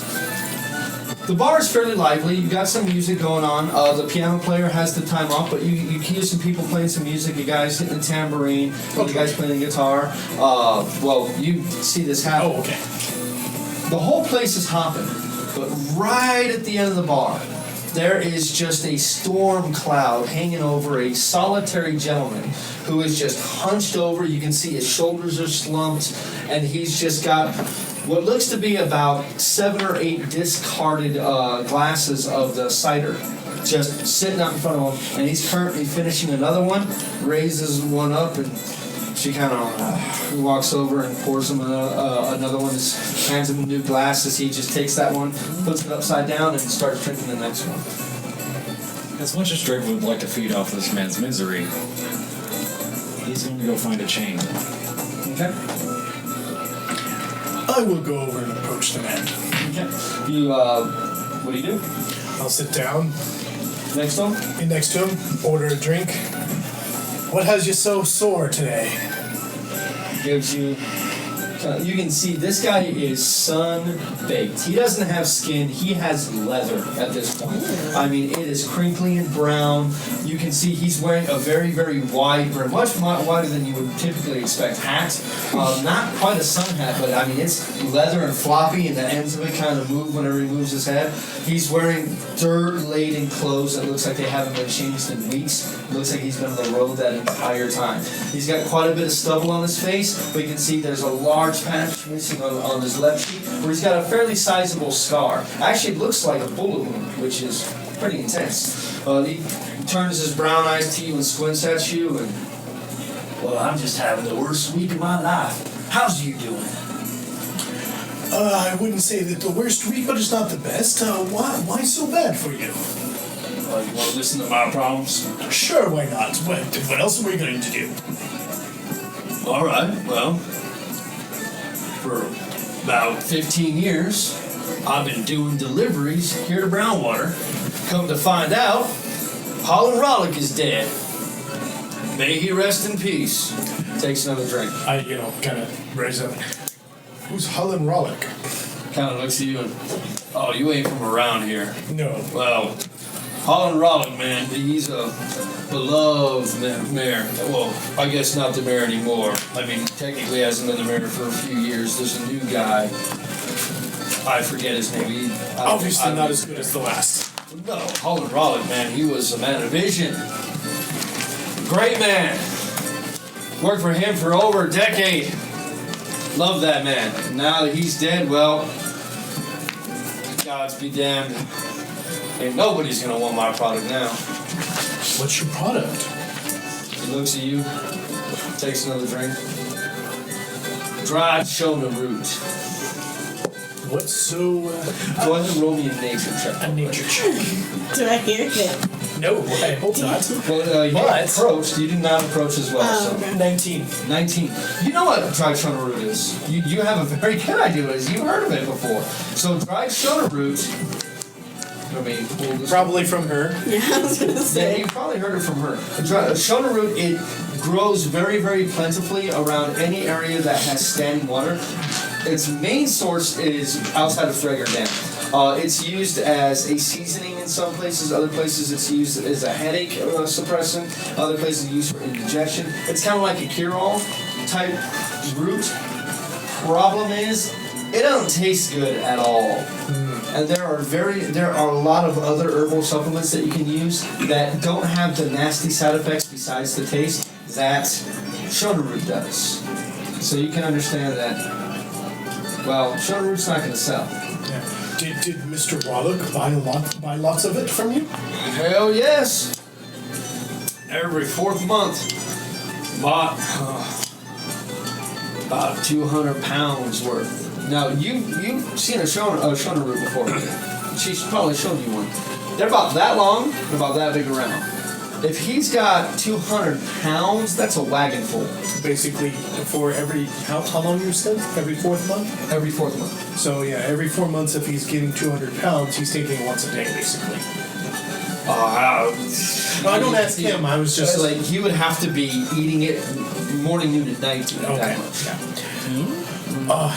Well, I don't know about the other 200 pounds, but how much would you sell me 2 pounds of it? Plus your hat. I'm not gonna sell you my hat. I made this hat. 50 gold. For the hat? I made it. It's mine. It's got sentiment. It's got centennial value to me. Ah, yes, centennial value. Yes, I do understand. He finishes his drinking. She's like, you need to slow down. Don't tell me what I need to do. I don't. I got 200 pounds of shona root that's gonna go bad in my cart outside. Don't worry. I didn't even cover it up. Nobody gonna take it. I give it away, but no one take it. I'm sure at this point, you figure that out not to dismiss your centennial value there, but what do you say to 30 notes? For 2 pounds of shona root? No, for your hat. Fine, at least I make something. Give me. I look around to make sure that Cher's not Cher's watching. coming, like walking up at this point to the guy when she hears. Then I will slip the 30 notes to Roll him. me a sleight of hand check against your She can passive smell perception. the burns approaching. Ooh. Sleight of hand, which is 4. That's 12. I'm sorry, 20. So yeah, you don't see it. He takes it. Though as soon as you hand it to him, he begins counting it out. Do you have to show that? Takes it off of his head, and while you're still wearing your hat, puts it on your head. I can And you realize this hat's pretty big. This is actually a very sizable dude.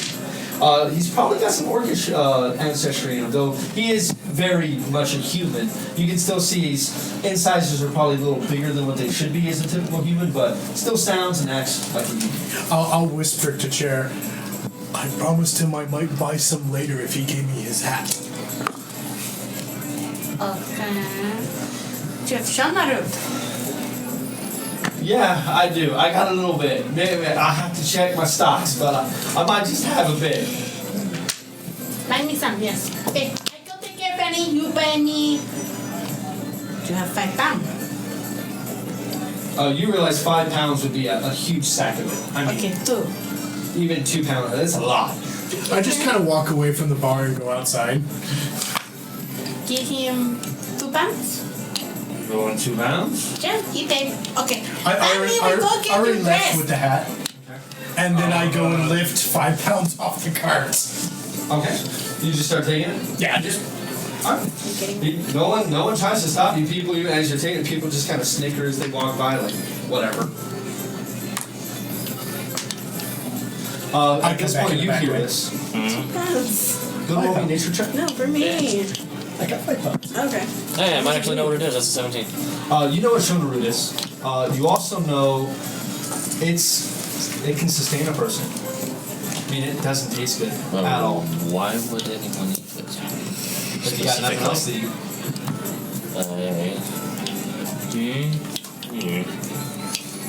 My question to you is, how much would Fionn care walking through Vigor Ridge and seeing that many starving people? Would she care? That's my question. Would she care enough to put 2 and 2 together? Yeah, probably. Yeah. I got sacked one. You see them kind of smile for a second, but then the crushing weight of everything he's gone through just completely destroys any confidence that he might have that you're approaching him to actually talk to him because you're interested in just, I guess I'm popular. What do you want? Vigor Ridge could eat your roots. Great, and River Ridge is poor. Better than nothing. For them, maybe. I'll tell you what. You want to be humanitarian? I'll sell you that whole cart out there, 20 notes. And I'll even take it to Bigger Ridge and I'll deliver it myself. How about that? What say you to that?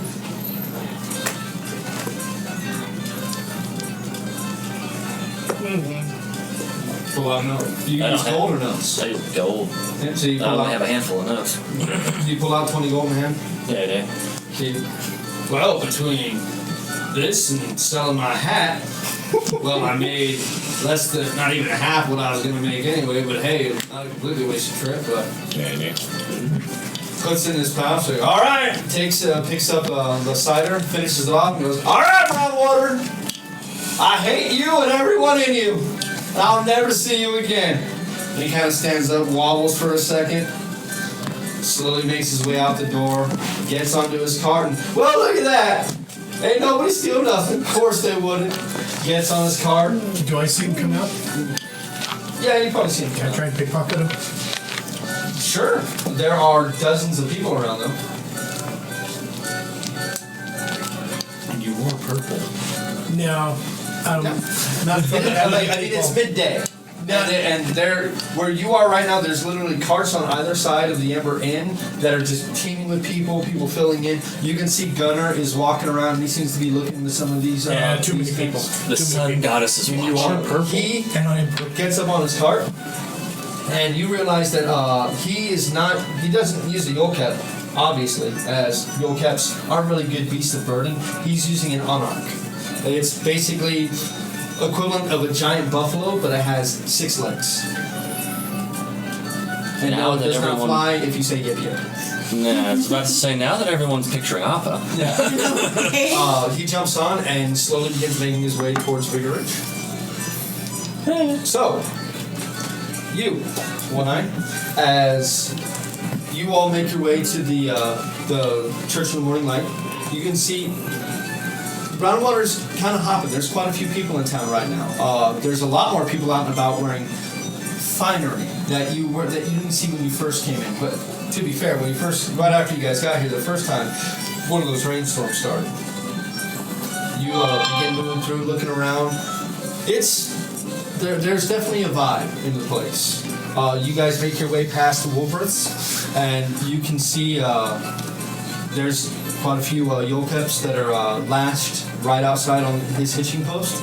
It does pop in your head that you probably want to talk to him at some point, for heading back from Bigger Ridge.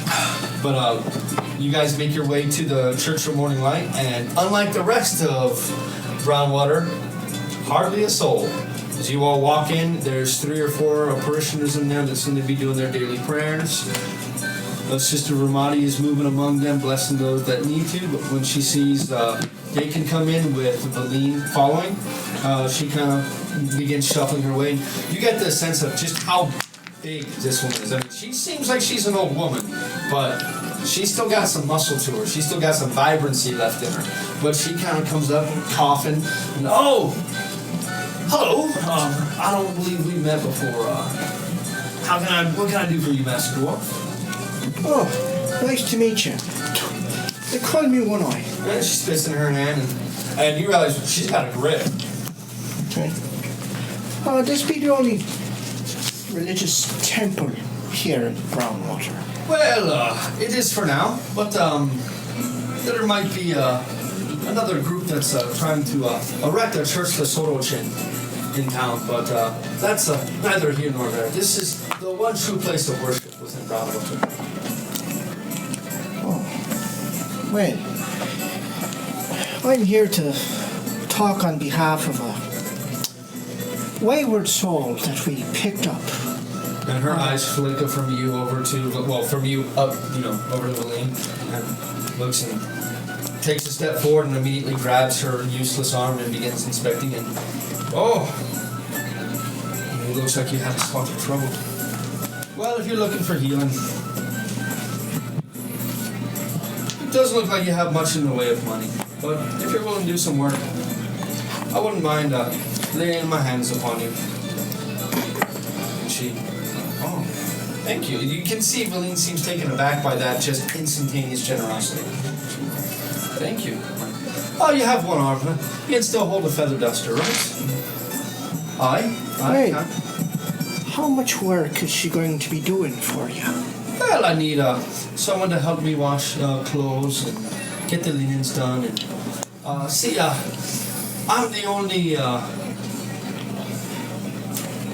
the only sister here at the church. There's no other of the faithful that actually call this place their mission. So it's just me and Dakin when I can convince him to help me. Well, will she have a few days a week to possibly do some work for me? I'm sure. As long as she does what's asked of her here, I don't care what she does with her all the time. Wait, Valine, meet me over at the Welcome Ember for this last meal of the day, and we'll talk some business. How about you meet her tomorrow? We're gonna have to do it. She's gonna be staying within here. We have to do a bit of cleansing on her. Well, fuck. Sorry. My apologies. Maybe we should do some cleansing of you as well. Well, I'd be quite useful in me own deity's hands, so... Well, if you're having guilt, you come here. We're not much for that. Guilt just weighs a person down. Sometimes it's good to talk about it. Well then, I guess, Valine, you will tell me when you have free time to meet. I should be able to meet you tomorrow morning for breakfast. All right. Do I get to say in any of this? It's free room and board, miss. Plus I'll be healing you. How's that for you? Sounds like I'll be doing some chores. All right. You two have fun. I'll be seeing a whore about the bath. Sorry. Forgive me. Definitely come in for a cleansing. They can just... I'll be going now. I'll see you later when I talk to Lady, let the others know. When I see Lady Marigold, I'm pretty sure she's gonna, she's good for her word. As you leave, you can take off and you can. Well, where do you head next from there? I will go to Sheriff Wolvereth. Wolvereth. Okay. So, as you're walking down the street, this street is definitely filled to the brim with all sorts of different entrepreneurs trying to start a business. You happen to come across one very odd-looking woman. She just wears what looks to be a piece of cloth that's wrapped around her chest. You can see she is tattooed from her neck down to her fingertips. She has several glass containers all over what looks to be just like a table that's been set out in front of what looks like she started to actually work on building a proper building behind her, but here she just has what looks to be wares that she's attempting to sell. Though she pays no one any attention at all. She is writing in a journal as you walk by. I'll go up there. What are you selling in them vials? She kind of stops, looks up at you.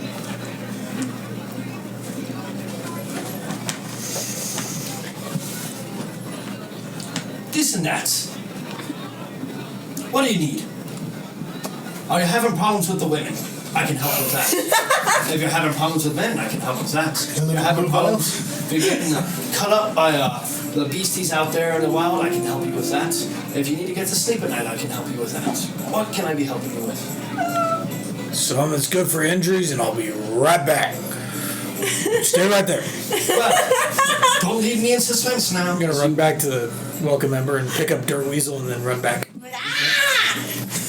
She just literally picked me up. Yeah. Oh my god! Scruff of the neck.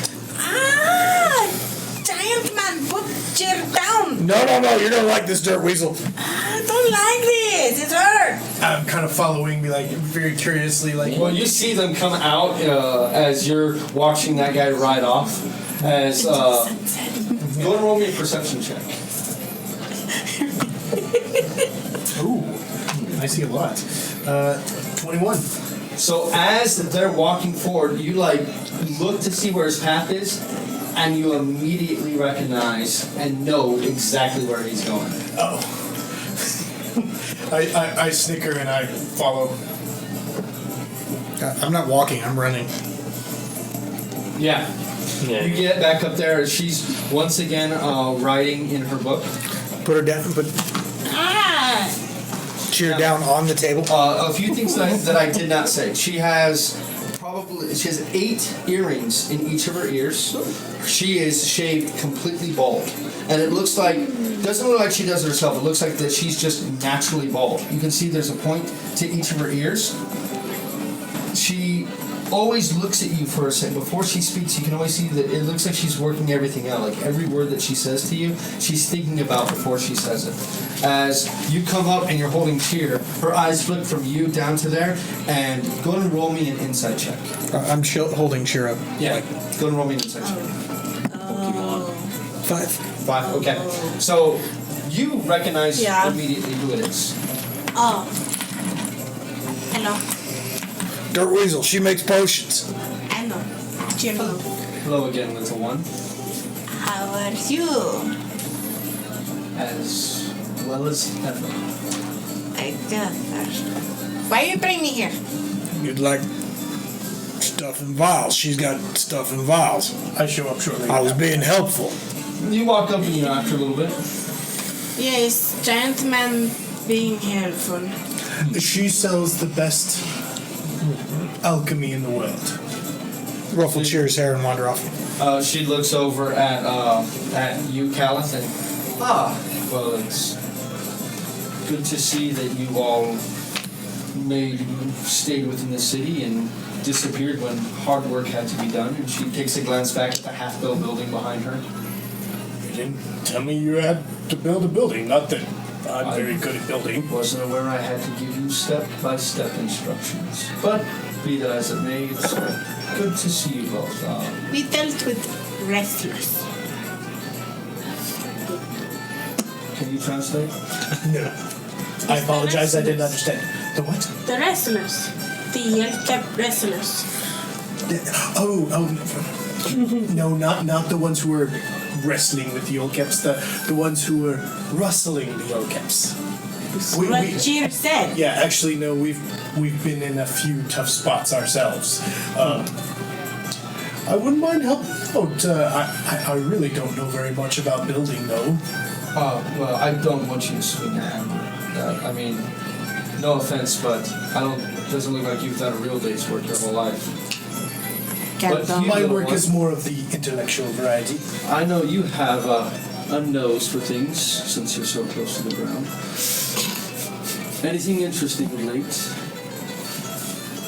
Well, did get quite a bit of materials. Anything for trade or sale? I do happen to have some Shona root. Quite a bit. So anything useful, I mean. Cheer have bug acid, bug blood. May I see? Yes. Hand it over. And these are the vials that she literally gave to you. She takes one, she immediately uncorks it, and this is the acid. Feels and immediately opens up another vial and sticks her finger in that vial and corks that up. Takes the one that's the thick blood, shakes it up. Tastes alright. Corks it back up. Are you willing to sell? What do you have? 5 notes for the boat. Cheer had to get a big bag for this. 10 Well. notes. 7. 9. 7. 9 notes. 7's as high as I can go. 9 and we'll bring back more. I haven't seen you in weeks, and you just appeared out of nowhere. I don't know when you're going to show up again. We're staying in town at the Ember Inn. Well, then how about this?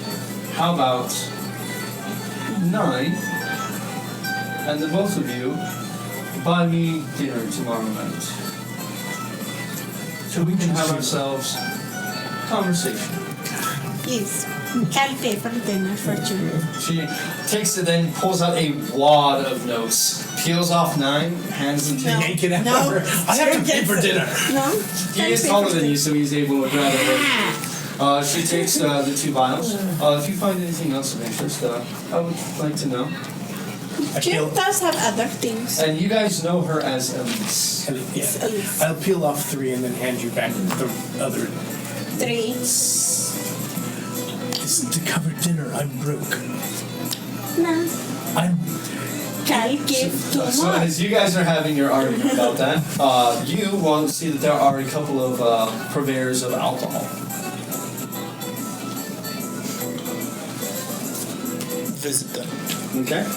The first one, they're both just like selling out of a wagon. One of them, he has quite a bit of stock of various sizes. Nothing is labeled. Oh, how can I help you? What do you got? Oh, I got a lot. What are you looking for? Liquor. Oh, well, I got stuff made from grain, stuff made from grapes, and stuff made from potatoes.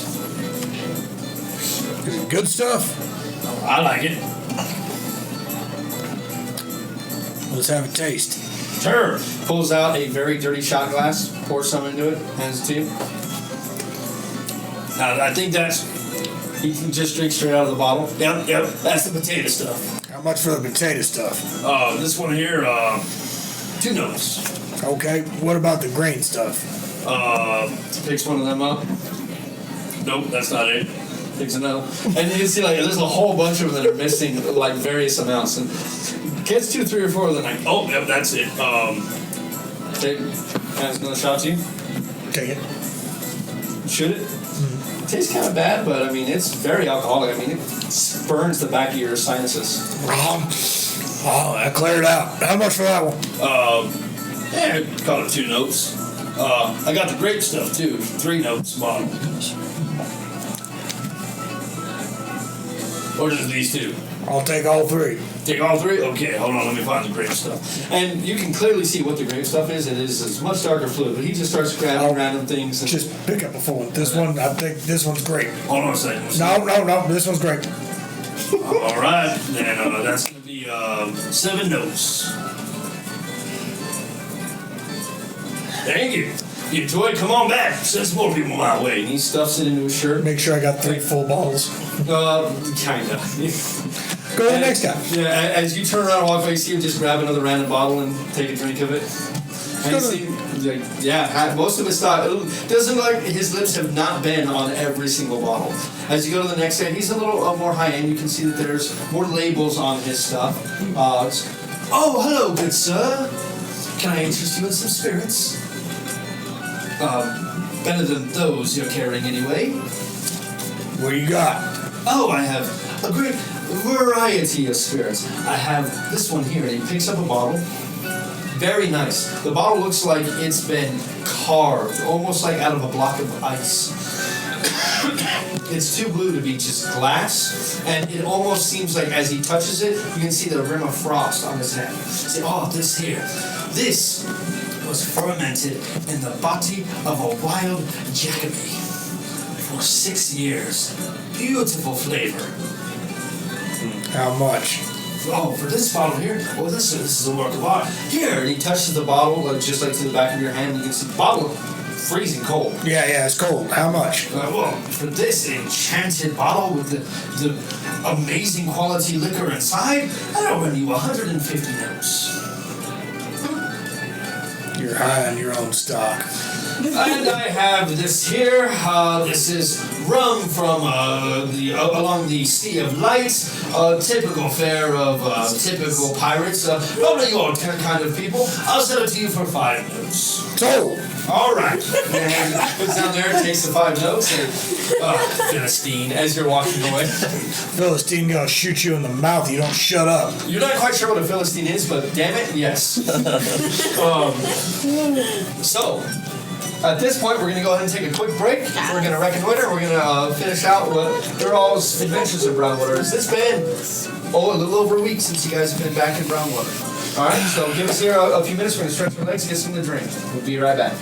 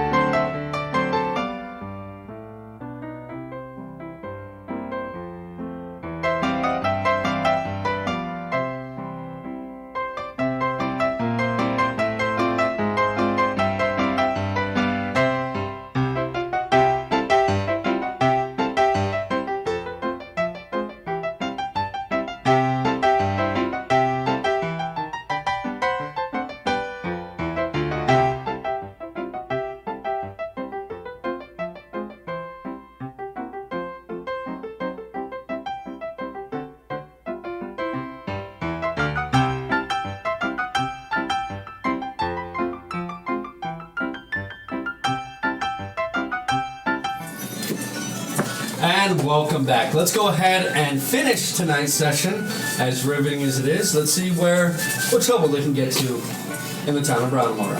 So, we're going to go ahead at this point, and we're going to go over to Fionn. So, Fionn, you have spoken to the gentleman. No one, again, asked his name. His name is Quali. And Quali has made his way to Vigor Ridge. Now, $50 richer and 1 hat lighter. What are you doing? No, the cheer's not here. Cheers I'm not. gonna go wash myself off. Okay. Fucking pots up for me. So, where are you heading to? Are you taking a shower and going to buy a bath Do I as you know? did before? I haven't done that yet before. So who are you going to talk to? Or you're just gonna lick yourself. I guess I'll ask one of the people behind the bar. Okay. So you are going to ask. I don't think I remember where the bath's Talia? You, Tilsa. Talia or You're going to ask Tilsa Tilsa. or Tamu. Whichever one's closer. I suppose. Probably Tilsa at this point. She kind of looks at you. Yes? Where's the bath? You want Place for a bath. You want a cheap bath or a good bath? Good bath. 2 doors down, head on that way. I mean, you can't miss it. There's steam coming out of the windows. Can't miss it. Okay. So, as you're moving through, making your way through the crowd, this place is fairly busy. Not too big on large groups of people like this, especially as it looks like this street is turned into like market center.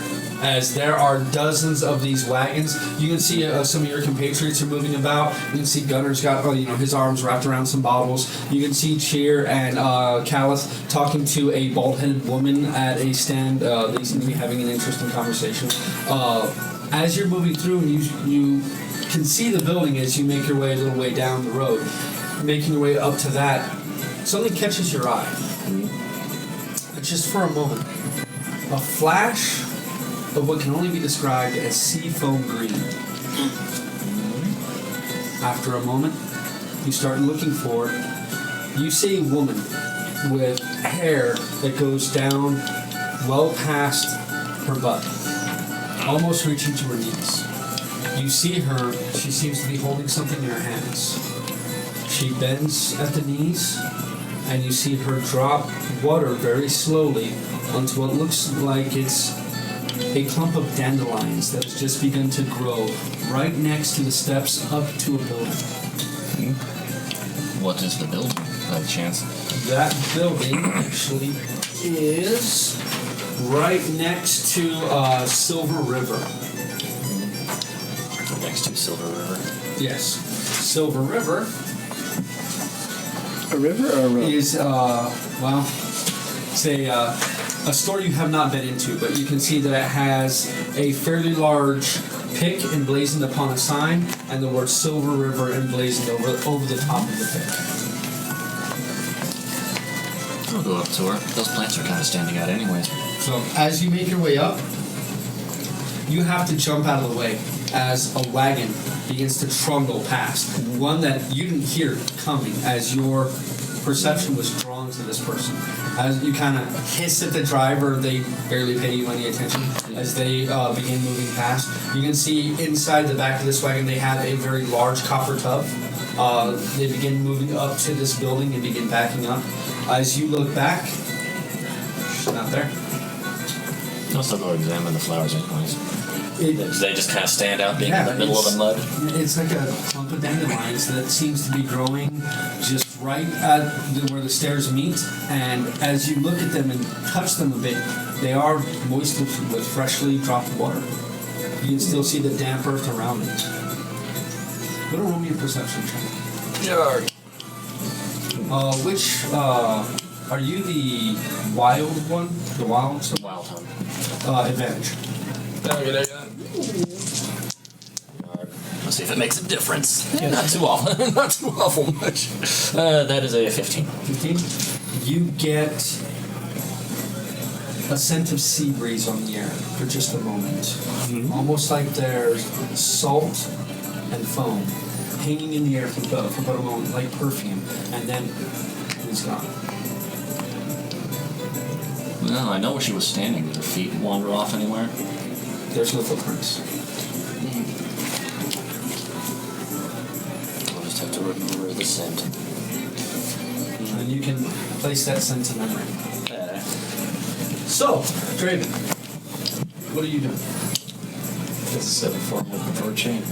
Okay, so you're just walking around. Go ahead and roll me an investigation check, please. Is that one of my good ones or one of my? Oh, it's one of my retard ones. Okay. Give me the technicolor rainbow. An 8. 8. So you spend a good while looking for a chain. Now, what type of chain? Are you looking for small link chain? Are you looking for a chain that you can attach to like around the muzzle of a Yolkep? Are you looking for a thicker chain? Are you looking for a chain that can hold a cart in place? What are you looking for? A chain that can be used to do damage. So you're looking for a heavy chain. Okay. After a couple hours of searching, you actually have to begin asking, and eventually you are pointed towards a building with a pick emblazoned sign above it that has the words Silver River emblazoned over the top. Okay. You head inside? Yeah. Okay.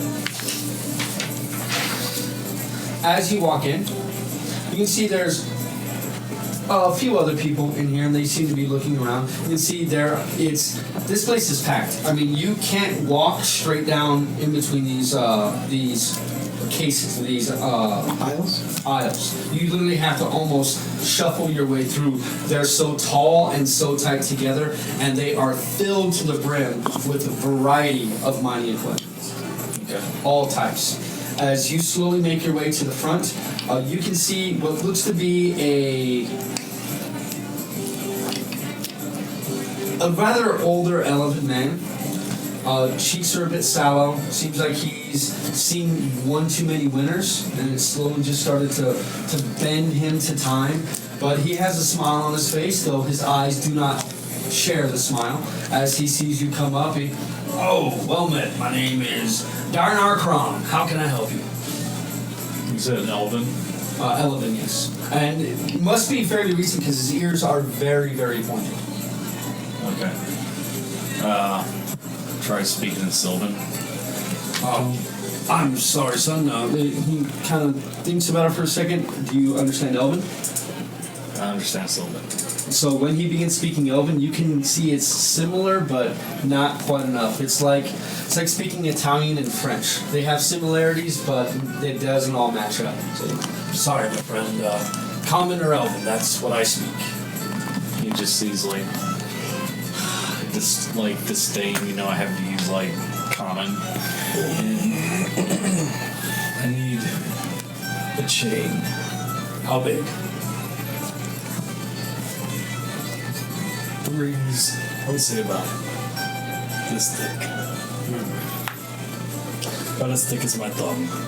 Something that could take some abuse. Here's what I can do for you. I can commission Yandro to go ahead and make you this. How many links you want? How long do you want? 10 feet's worth when extended. 10 feet? Okay. I can go between, get you a little bit of a discount on my end if you get that commission through me. Well, we can have that done, but it'll probably take him a few days to do a job with that, like that. You good with that? That works. I will pay extra for a handle and spikes. Oh, you want a weapon? Okay, I can. Here. Then he pulls out a piece of parchment. Here. And he hands you, looks to be a stick of charcoal that you can draw. Give me an idea of what you're talking about. And he sketches it down. It's just it's very cruel looking. It's obviously meant to cause harm. To do harm, yeah. And it's got a handle that's about the same curvature as the. Now, are you looking at the traditional where it's two handles and they can with either side, or are you looking at one handle where you're swinging the whole thing? One handle. One handle? Okay, so you probably don't want 10 feet then, because that's going to be too much weight to swing. But if you do the two handle, you could do probably about 6 to 7 feet. That'd be a lot of weight. that works. Okay. So you settle on dimensions. He's probably spent about half an hour there as he's talking with you. So, now, if you want like the metal hooks and stuff, like that's gonna be extra. Are you okay with that? It's just off the top of my head, I've worked with Leandro for a better part of a decade, so I'm pretty good with his pricing. Starts running some numbers. I run you about 25 notes with my discount. I promise you go to him, he's gonna charge you at least 30. Take them outside and accumulate over time because I got like a go chunk at the beginning for some of the Yolkep and just give him the rest of my notes. All of them? Yeah, that's about all I have. Peels off 25. Yeah. Hands you back 3 notes. Okay. All right. Probably 7 days from now he'll have it done. I mean, if it was just a chain, it'd be quicker. But I mean, he's got to think about balance. He's got to add the handles and everything else. So, but you know, you come on back and I'll keep you apprised of what's happening. I appreciate it. So. You staying? You staying in town? Yes, I stay at the Embraer. All right. Well then, when it's done, I'll send word to the Embraer. Now, what's your name, son? Draven. Draven. Where about you from? As he writes down the name. So it like fills out basically like a work order. Where about you from? Me? Yes, sir. In particular, me. Let's just say it's a very cold and dark place. Much far detached from here. I lived in Valionis myself, man. There's a bit of a hellhole. Cold gets here. That's why I'm down here. All right. Well, I got everything I need here. All right. Extends his hand. See you in a week. He just grasps it. And he takes his shirtless ass on back out.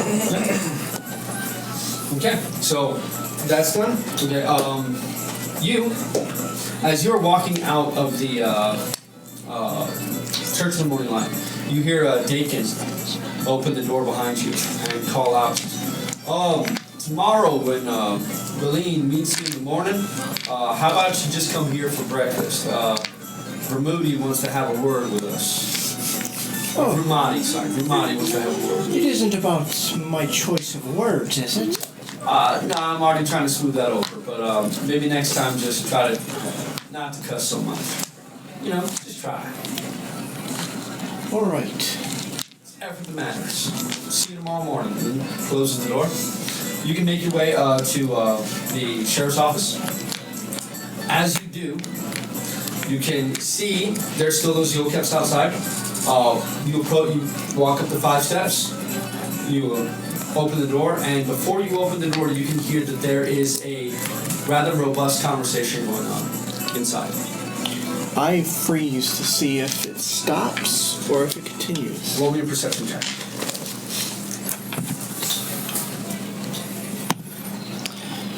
16. Okay. Nothing really doesn't seem to change in pitch. You know this place doesn't use a bell or anything. The hinges squeal bloody murder whenever you open the door. That's pretty much their alarm system. So as you start opening the door to see if you listen for, conversation continues on as you open the door open. I'll listen for a good 2-3 seconds, just long enough to get the gist of whether I should go in or not. Sounds like someone is having an issue, and Wolverith is at this point slowly starting to try to calm them down. I walk in and sit on the bench for people to wait. As you walk in, you can see there's 3 men standing in front of Wolverith's desk, and Wolverith is actually standing at this time. He is towering over these 3 human gentlemen, and when you clump in, you know, it's wooden floorboard, so it's pretty easy to hear you approach. They kind of lower their voice a bit, look back at you. And I'm like this. But Wolverith looks over at you before you put your hat on your face. Looks over at you and, one eye, I'll be with you in a bit. The guy kind of sees you and lowers his tone a bit. And before he starts to speak, Wolverith leans in and goes, gentlemen, I got the affairs of an entire town that I have to deal with. I have an alderman in town and a whole other mess of trouble that I have to deal with. Nothing in my job description tells me that I have to be dealing with you. So someone took your space. Guess what? If you don't own a building, you don't own a space. Find another one. you have yourselves a good day. As you're watching, you can look around, you can see, actually, History check 8 for what the hell an alderman is. You've heard of it before. An alderman is, again, like a senator. Okay. But they're given territory. You don't have to be from the territory. It's almost, it's not, it's a voted for position, but it's a position that's voted for by the continent or the Congressional Congress, and they are voted for. So it's kind of weird, you know what I mean? It's like a Roman governor. Yeah, exactly. Like a justice seater from the Roman government. But as you're looking around the room, before you cover your face up, you can see Tiffin is still in his cell, where you all had him placed over a week ago at this point. And there is another cell that now has a person that, go ahead and roll me a history check real quick. I'll give you advantage on this because you took special care to look at this. 17 plus 6. For history. 17 plus 2. So 19. So you recognize the Kinderling in the cell. Bad scar on his face. You recognize that this is indeed the Kinderling known as Whisper. Looks as if he has been caught and is currently behind bars. After a few more protests and Wolverine then having to threaten to breathe fire upon them if they don't leave, they finally turn tail and stomp their way out. As one of them is passing, he turns, looks over at you and goes, "Well, I hope you have better luck." And then stomps his way out. I'll say, "Good. Have a nice day." He doesn't respond. He's already in a very, very bad mood. As the door slams shut behind them, Wolverine just kind of, you see his shoulders slump kind of a bit and just,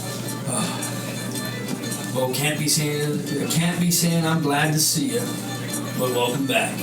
How was your trip? I made some money. But, as a courtesy, I'm here to let you know I'll be back in town. I appreciate that. Rumors have it that you may have meandered your way onto Vigor Ridge. I was wondering if you had anything for me in that regard, as we've spoken about previously. I heard about the man you called Merrick, but I couldn't find him. Well, a lot of stuff goes missing in Vigor Ridge, I'll tell you that. But, I'm still working on it. Well, sad to say that I am having to put my eyes elsewhere, as we have an alderman in town. Wellesley is a fine gentleman, but he is in need of protection, so despite his bodyguards, I got a couple of my own men on him. Right, with 4 families who control the area. Yeah, that's what I said. And, 3 families. I don't think he'll be safe here. Oh, the thing is, the families understand Aye, that's the why level he's of not power he safe. has. Well, he's staying with the fur goods, and this will be his 3rd visit with them, and there's been nary a problem. See, Then the other families will most likely step up their efforts. I'm not pretty unlikely. See, the problem is, if you killed an alderman or you molested an alderman in any way, shape, or form, you'd actually bring real people down here in the brown water, and that's the last thing the families want. I mean, they're hanging by a thread as it is. So they'll posture and they're preening against each other, and they'll put up a good show for Wellesley, but they ain't gonna do much of nothing. And he's in here for another day or two, then he'll be on his way again. But always makes a hell of a heap of trouble for me. I mean, thank God the fur goods were putting them up. I used to have to clear out the Ember Inn, and good Lord, I'd have Tilsa and Norse all over me every time I did that. Well, I see you. You caught a bounty. Aye, well, pretty easy when they're dumb enough to come in here and get drunk and pass out, so it makes it real nice and easy when you pick them up, throw them in the cell. The halfling pushes his very gnarly scarred face up against the bars, almost getting his head through. He seems to be in a specialty cell that has the bars closer together, probably for kindlings especially. So he pushes his face through and just goes like, Gets lonely out there. Can't keep fucking corpses. and he says, "Can you just shut your mouth, please? I'm tired of listening to you." And you're like, You're gonna have to listen to me all night. "No, I'm not." And he waves his hand, and all of a sudden, you can't hear him anymore. He's talking, but you hear nothing from him at this point. By the time he turns back to me, I've got a dagger drawn. I can shut him up for you permanently. Put that back in your pocket. Don't be pulling out weapons in the sheriff's office. I understand I'm you're sorry. legal, but we have a menace law here. We don't take a law in our own hands. Speaking of which, your friend's still here, you notice that? Oh, aye. What did he do this time? Oh, nothing. Still let the beastie loose and had someone get killed. Problem is, with everything that's been going on, well, right bastard Judge Condon just will not make his way down here. I'm sorry, Colvin won't make his way down here. So, if you'll be looking for some work, if you're looking to get out of Roundwater real quick again, I need someone to take our carriage and this bastard and drop him off up in York so he can get the justice he deserves. I'm tired of looking at him, tired of feeding him. I'm doing this. Wait, fuck. How many days to York? If you're on horseback, about 5. Fuck, I can't start me business. How much you offering? Oh, well, I mean, it's a simple job. It's simply going there and going back. Listen, with how much I'm having to pay all my deputies for overtime, bringing extra security and stuff, I don't have a whole lot of, not flush with cash yet, okay? I'm still waiting to get the reward for this donkey over here. Weird, then you expect me to work for free? No, I do not, but I can offer 10 notes. And if you want to take a friend, I can offer them 10 notes, but I can only do 2. But if you want to get yourself a bit of work, I don't want to have to send my deputies right now. They got better things to do. But if you don't want to do it, I understand.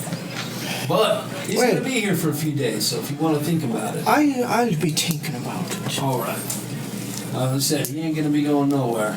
But I can't just hang him without due process. Oh, well, He's going to hang. Judge can do it. But still, I got to get word from the judge first. No, we have laws. We can't just kill him. Exactly. I'm glad you see it my way. Well, fuck it. It's just a harder way. Yeah. The law's supposed to be hard, son. If it was easy, well then, we wouldn't be doing the right thing. Wait, we also have a new person in town. We found her. She needed help, so we brought her back. Her name is Valine. Name doesn't ring a bell. Just to let you know, she's Where's she staying? at the church. Oh, well, Sister Ramadi definitely needs an extra pair of hands, so. Well, that's the thing. She's got one hand. The other one doesn't work. Well, she's so happy. That's a terrible joke. Excuse me. Well, most women are. He leans real close. You realize I'm a woman, right? I did not know that you were. I'm just messing with you. Well, fuck me.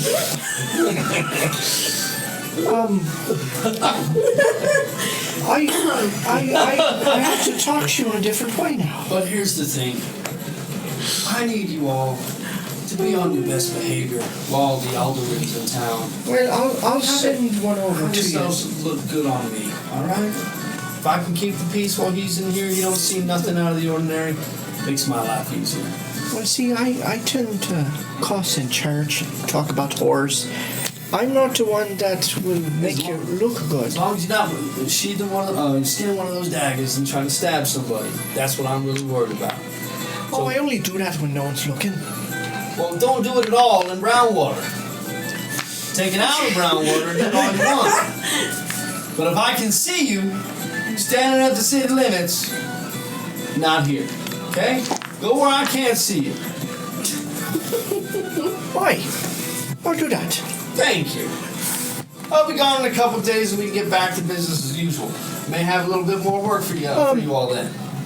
A wee moment. Can I pick your brain?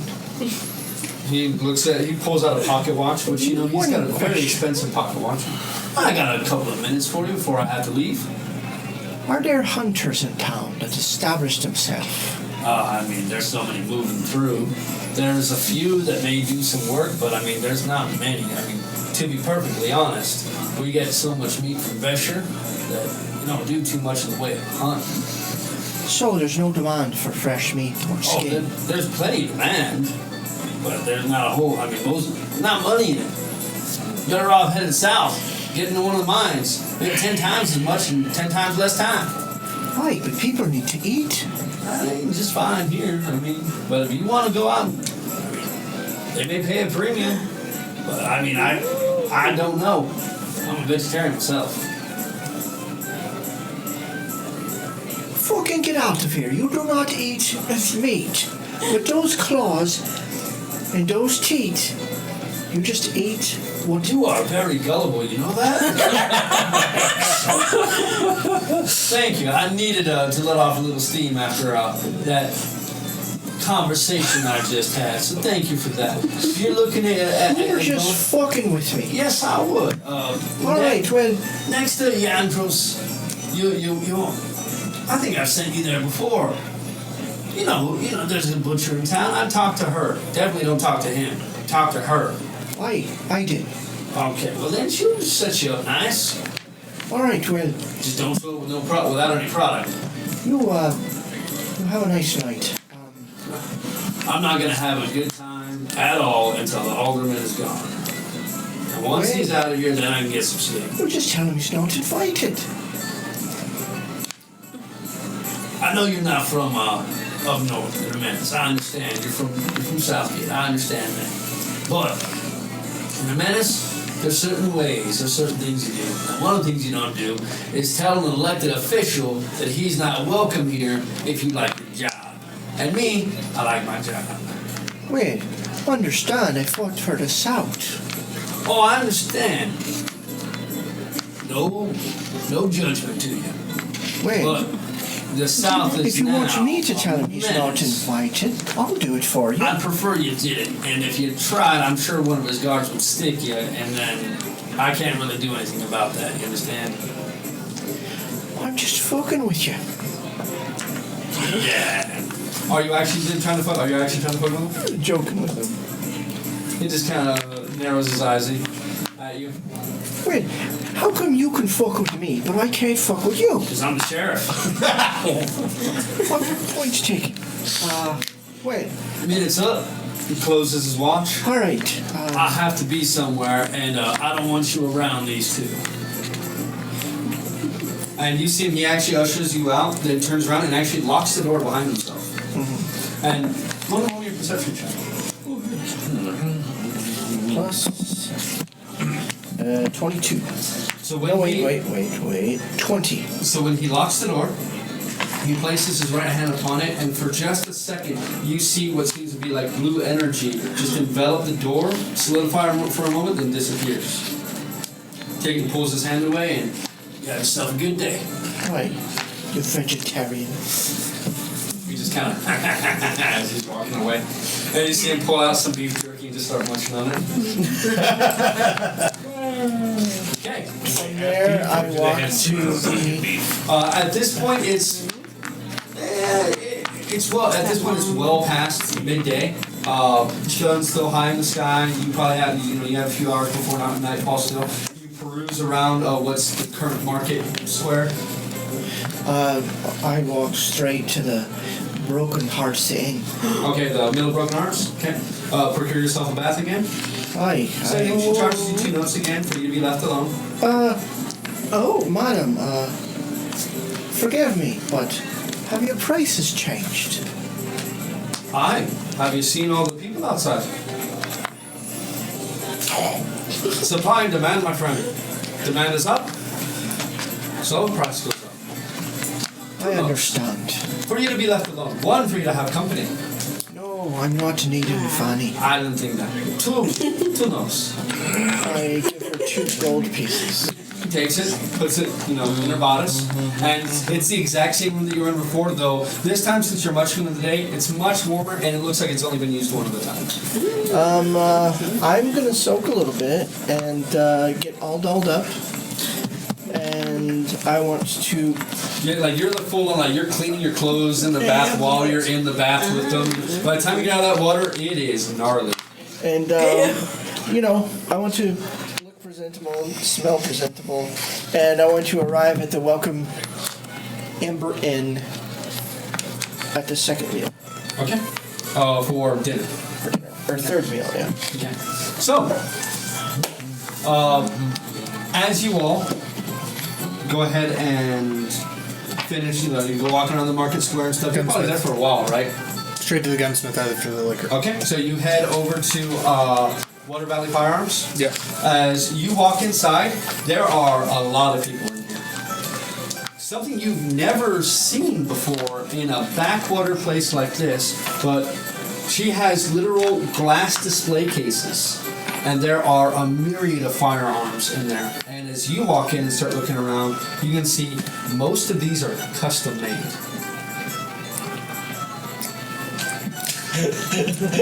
And so you feel eyes upon you as you're just staring at these things. You catch eyes with a very round, short, dwarven woman whose bright red hair has been woven into 2 braids that are so thick it looks like it's 2 different people's heads of hair that's just been glued on her own scalp. I mean, it's a ton of hair. And you can see there's some whiskers coming out of her chin. She smiles at you real wide. Very, very pretty teeth. As she goes, I know a connoisseur when I see one. Come here, wee one. Copper bottom. That's me. Yeah. Please. My friends call me Gren. Granny. Gren. Don't call me Granny now. Gran? Gran. Gran. Get over here. Okay, Granny. If you call me Granny again, I'll show you why I'm not. Oh, okay, Gran. So, how can I help you? I like guns. Oh, I can see that. Yeah, got a wee bit of drool there. Sorry. Lunch. I have quite the assortment. What do you got? What are you looking for? I got everything in every price range. Every price range, huh? Oh yeah. You do custom work? Yeah, that I do. It's in high demand. You wouldn't run out of workspace, would you? Oh, that would be something we may have to talk about. Because I got my girls, I need to make sure they're good. Let me see these ladies. Pull out the right one that I always use. Put it down. Mm-hmm. She picks it up, empties it, sets all 6 rounds on the counter. Alright, it's passable, Yeah, they have a wee bit of talent. So, she starts playing around with it. Within seconds, she has the wheel out. I mean, she has it apart on. Yeah. She starts looking at it. I'll do you a free one here.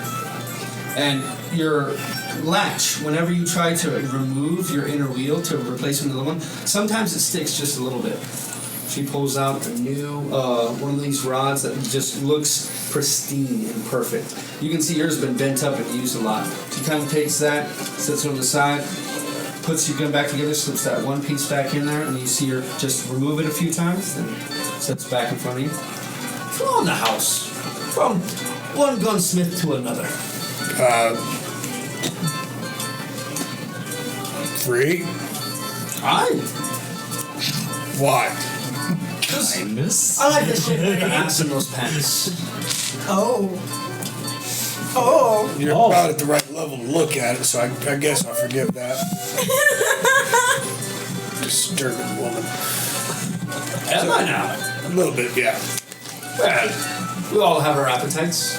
Oh. Nope. Snoo. No. How can good old Grand Copper Top help you out here? Custom work and workspace. So, you want to rent out workspace, or you want to get my custom work? Yes. Okay.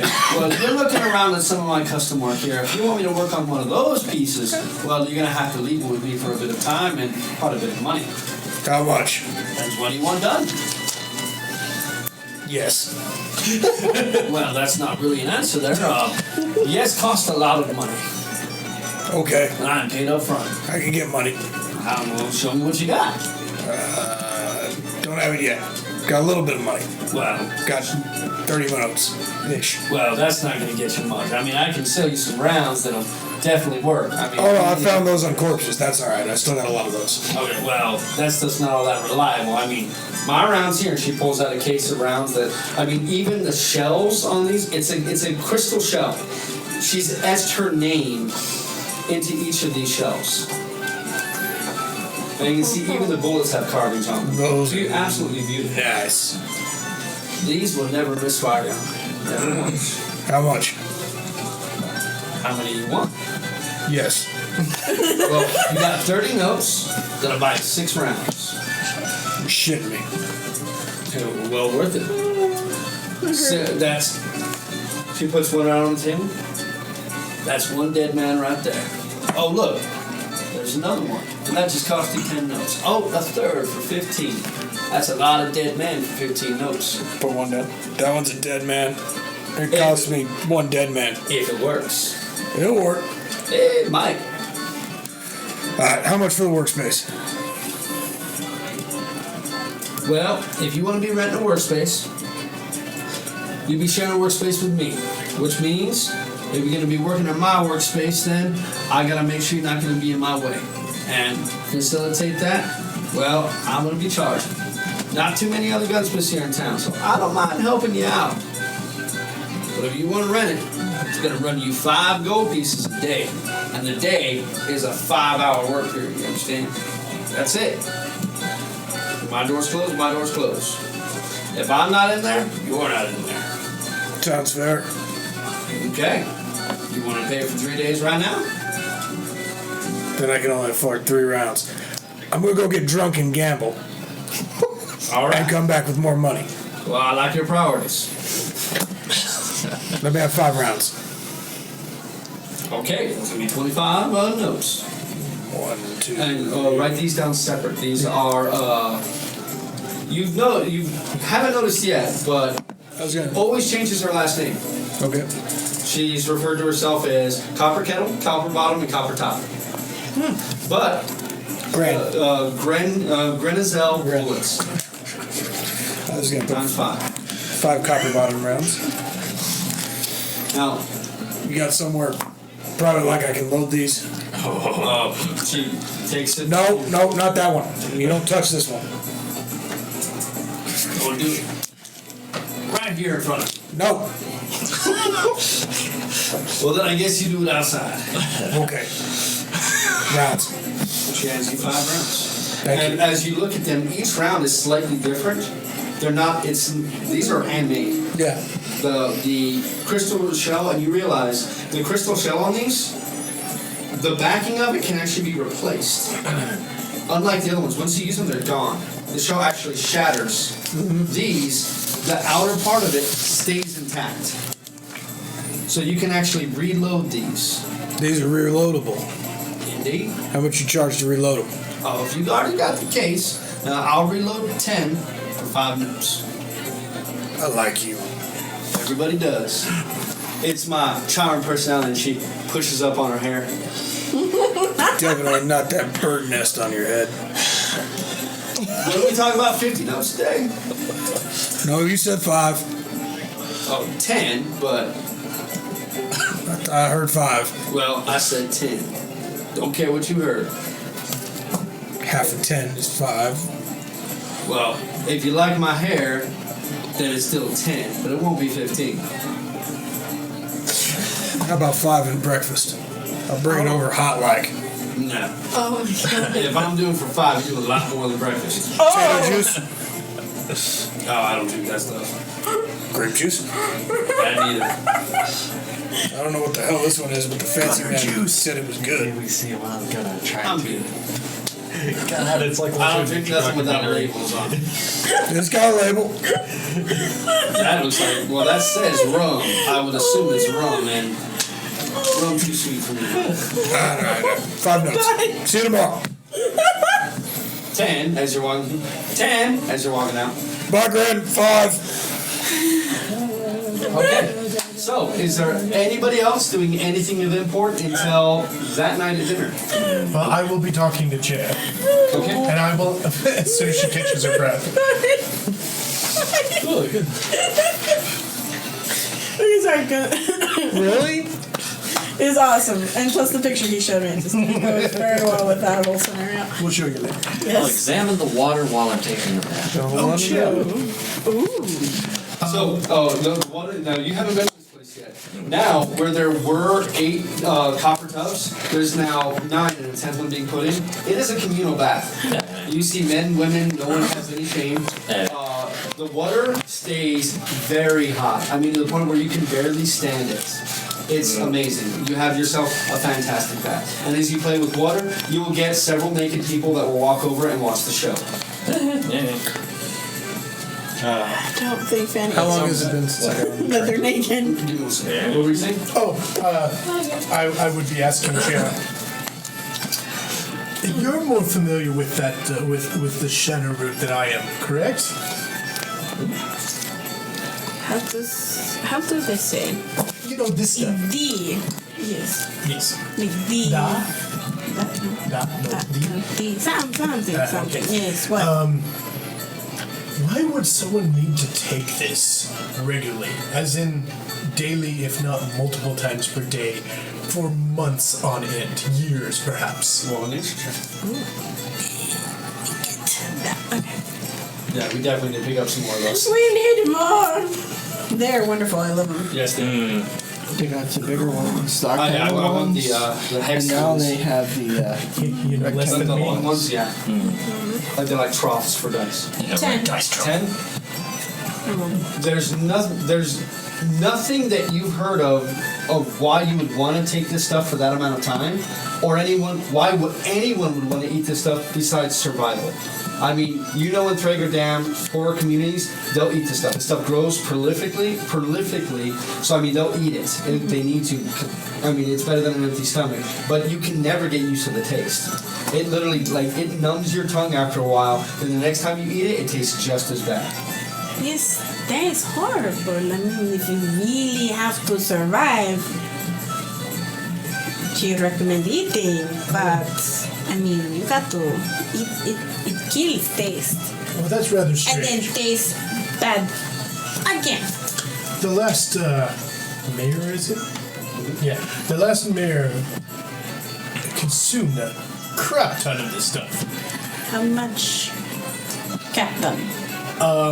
Every 4 months, that whole 200-pound cart was for him. Every 4 months. You know, for one person, that would be impossible. No, he's not the only one eating then. Is it like impossible? Impossible? Maybe you're right. Possible. Maybe it wasn't for only him. Maybe he was feeding other people. Maybe he was Yeah. feeding Bigger Ridge. The cannibal people. The cannibal people were only some of the people there. So not all people were cannibal. I don't think so, but it's hard to tell. They were all kind of icky. Not icky like you, icky. Icky like other icky. Cheer not icky. Cheer just fine. Yes, I know. You need to take a bath. We should get you a bath. There are only, 2 notes? I think right here. One.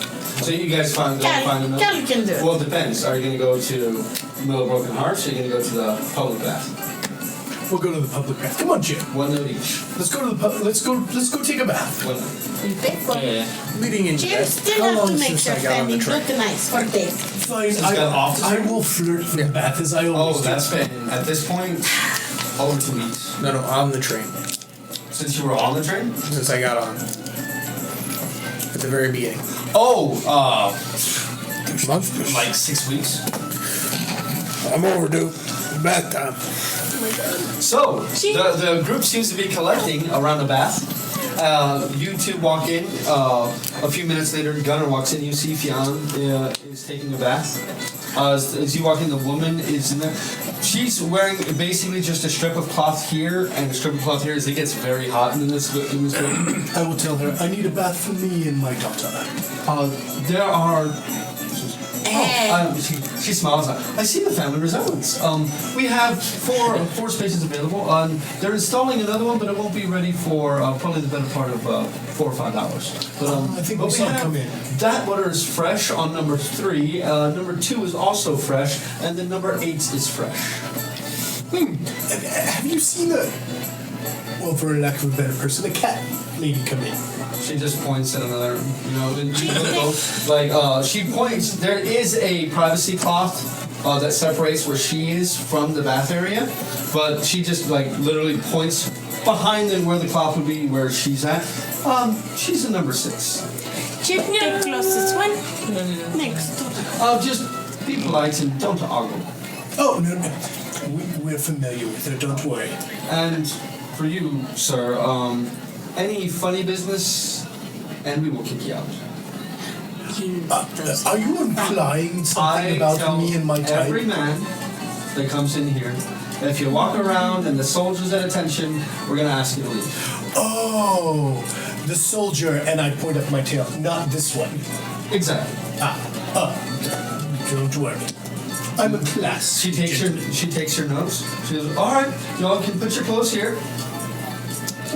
And she hands you each get a robe that you put on, probably worn by a lot of people, but it is what it is. And you are as soon as you go back, you guys see there's 2 or 3 people standing around a copper tub, and you see Fionn is making water snakes just curl in on themselves as she's playing with it. You see them step in. Funny. And as they disappear behind, you walk in and she, it's about that time.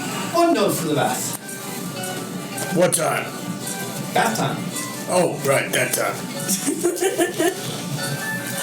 If the soldier stands at attention, we will kick you out. I'm talking about your penis.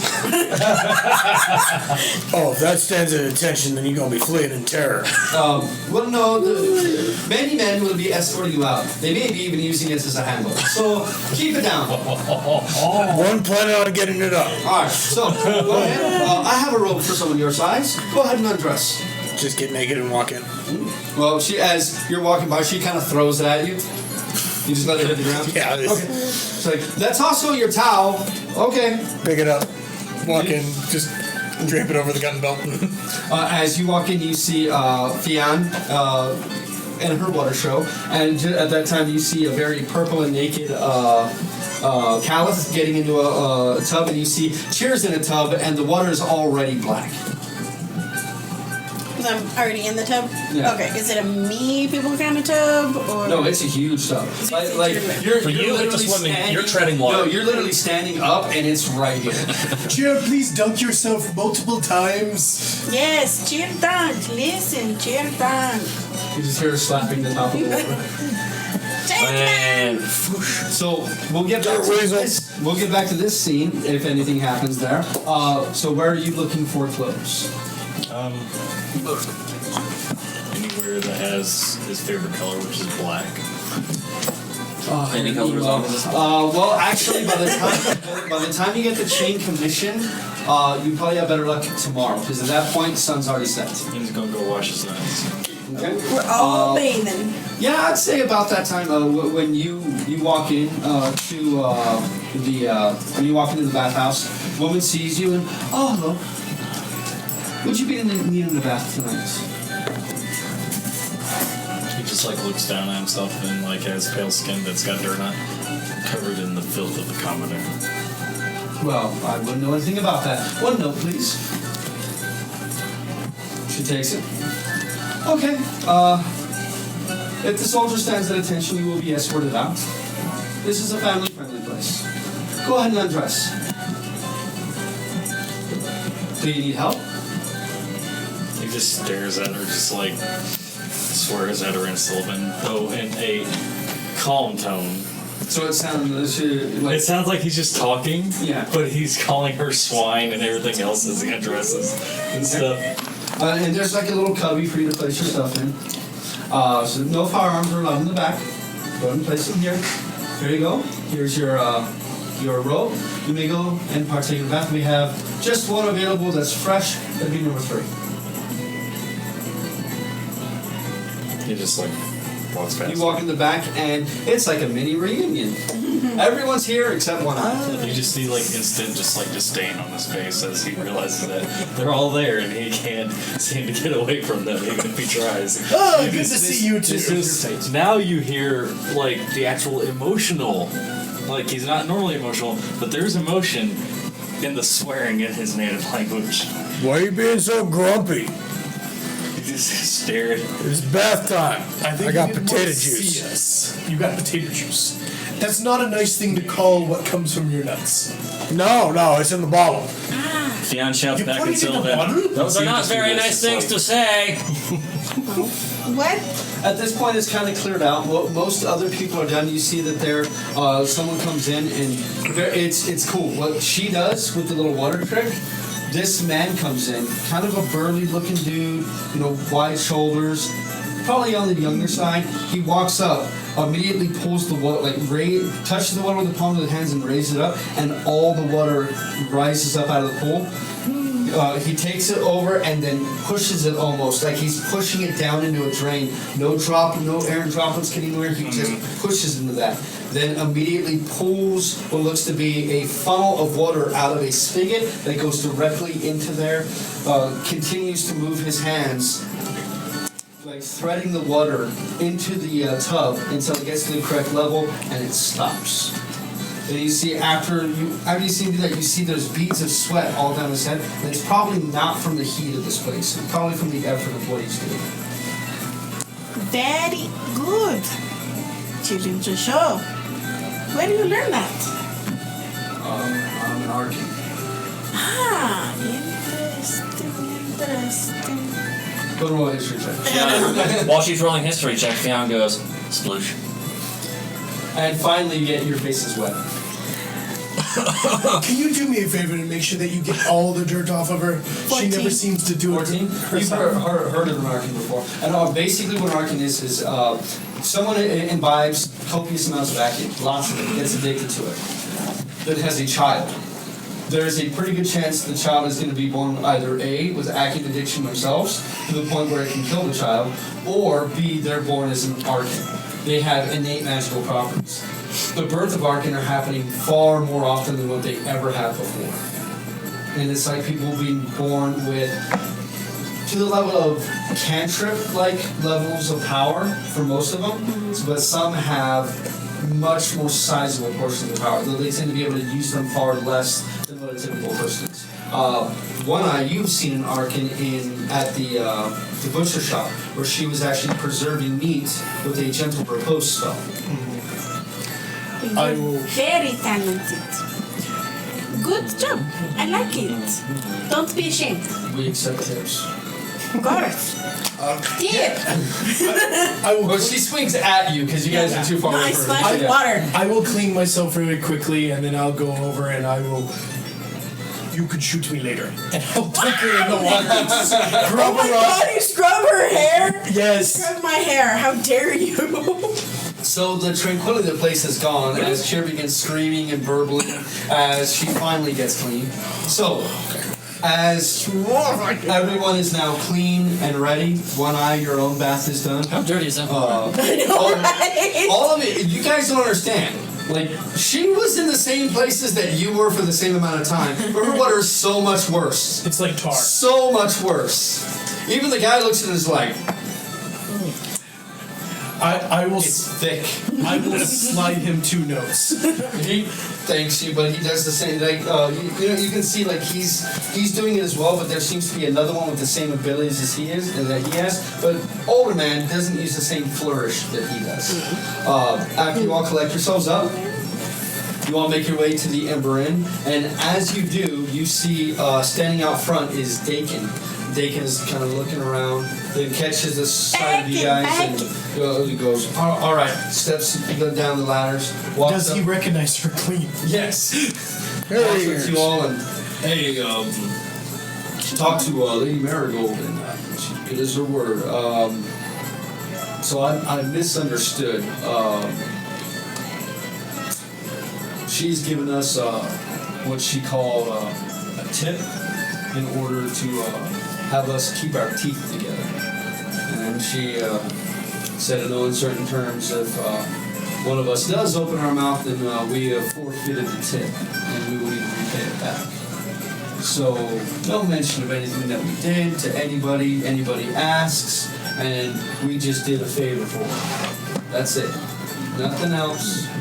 I believe all parties might actually prefer that over others. Exactly. So if that's the case, then, well, I'm going to have to do a little bit of math here, and by that I mean me, because my player's not here. He hands each of you 85 notes. Oh yeah. Each 85 notes each. I take 5. So it was 600 gold, or 600 for payment. I will grab the money. We're never No, gonna I have to take deal my with that all of again. my money. We'll make it this kind of I will month. grab So maybe it next now, time, just count trust you me. out. No, I will grab my own Didn't money. know you before. But now you know. Yeah. It's good to know. You want to get dinner? I'm hungry. Sure, you're buying. Yes. How about I Fanny? just pay you? I'll tell you what. He sees one of the bottles at your belt. One with the lid. Nope. Those are my friends. Actually, I don't know if Dakin would drink, so I'm not. Digging wintry. So, how about we just go get ourselves something to eat? Steaks on the menu tonight. Yeah, you're buying. Okay. I mean, mine's free, but And it's actually jackal steak. Something you guys have never had or tried. And it is incredibly gamey. But still pretty good. I like it. Yeah, it's well seasoned. They don't cook to order. It's all rare. Oh, Jerry eats 3 portions. While this is going on, Theon, when you step inside, you can see what looks to be similar looking young lad that you've talked to before, but this one is wearing what looks to be a suit that's a little too big for him. Probably not his, probably a hand-me-down. Looks like he tried to shave, and he has a few errant cuts on his face. Has his hair palmated with way too much pomade. You can see like little bits of globules left of it in his hair. As he sees you, he just kind of perks up and smiles and like, I got us a table. And I gotta follow him. okay, so would you like to role play this moment, or would you like to simply make a simple persuasion check to see how well the day goes? Let's go with the latter. Okay. So go ahead. Time. Go ahead and make a persuasion check. Hey, David. Actually, as he walks in, I'd like to kind of grab him to the side and So we'll say you got him before Fiona. use disguise person on Oh, him that's a terrible date. to make him look better. We'll say that. Well, Just to make Sure. the suit look like it fits better. so he forget all that. When you walk in, he is decked to the nines. You're not even sure how he has this much money. I mean, he apparently you hooked a whale apparently. As you sit down, he Sure hooked that is. well for you, but you know. Despite how much money he has, he's still super nervous. He does eat. He asks you a ton of very, very awkward questions. He tries to be very charming, but most of the time just comes off as goofy. What was your persuasion roll? It was all of 5. I'm a little distracted. Okay. Well, you have a pretty decent date, but he doesn't get the impression that you like him back. So while he has a decent time of it, and afterwards he walks a little bit outside with you. After a while, he takes you back to the Amber Inn and he gives you a kiss on the cheek, and then he kind of glumly stalks back to the Vesher stables. And now you have no idea why people make such a big deal about this. I mean, though you barely said 3 words to the guy the whole time. Well, I was distracted by the fact that I just bathed in corrupted water. Right? I don't know how I feel about this. So, You all partake of the food with you as well? 3 portions. Yes, I will engage Caliph in discussion. Okay, so you go and sit with Caliph. As Caliph is just watching Fionn and this really, I mean, this guy's got money, man. Those clothes are nice. They're nicer than his. Like, she did good. Well, I think he's going to have a hard time. I don't think mating rituals are the same between the two.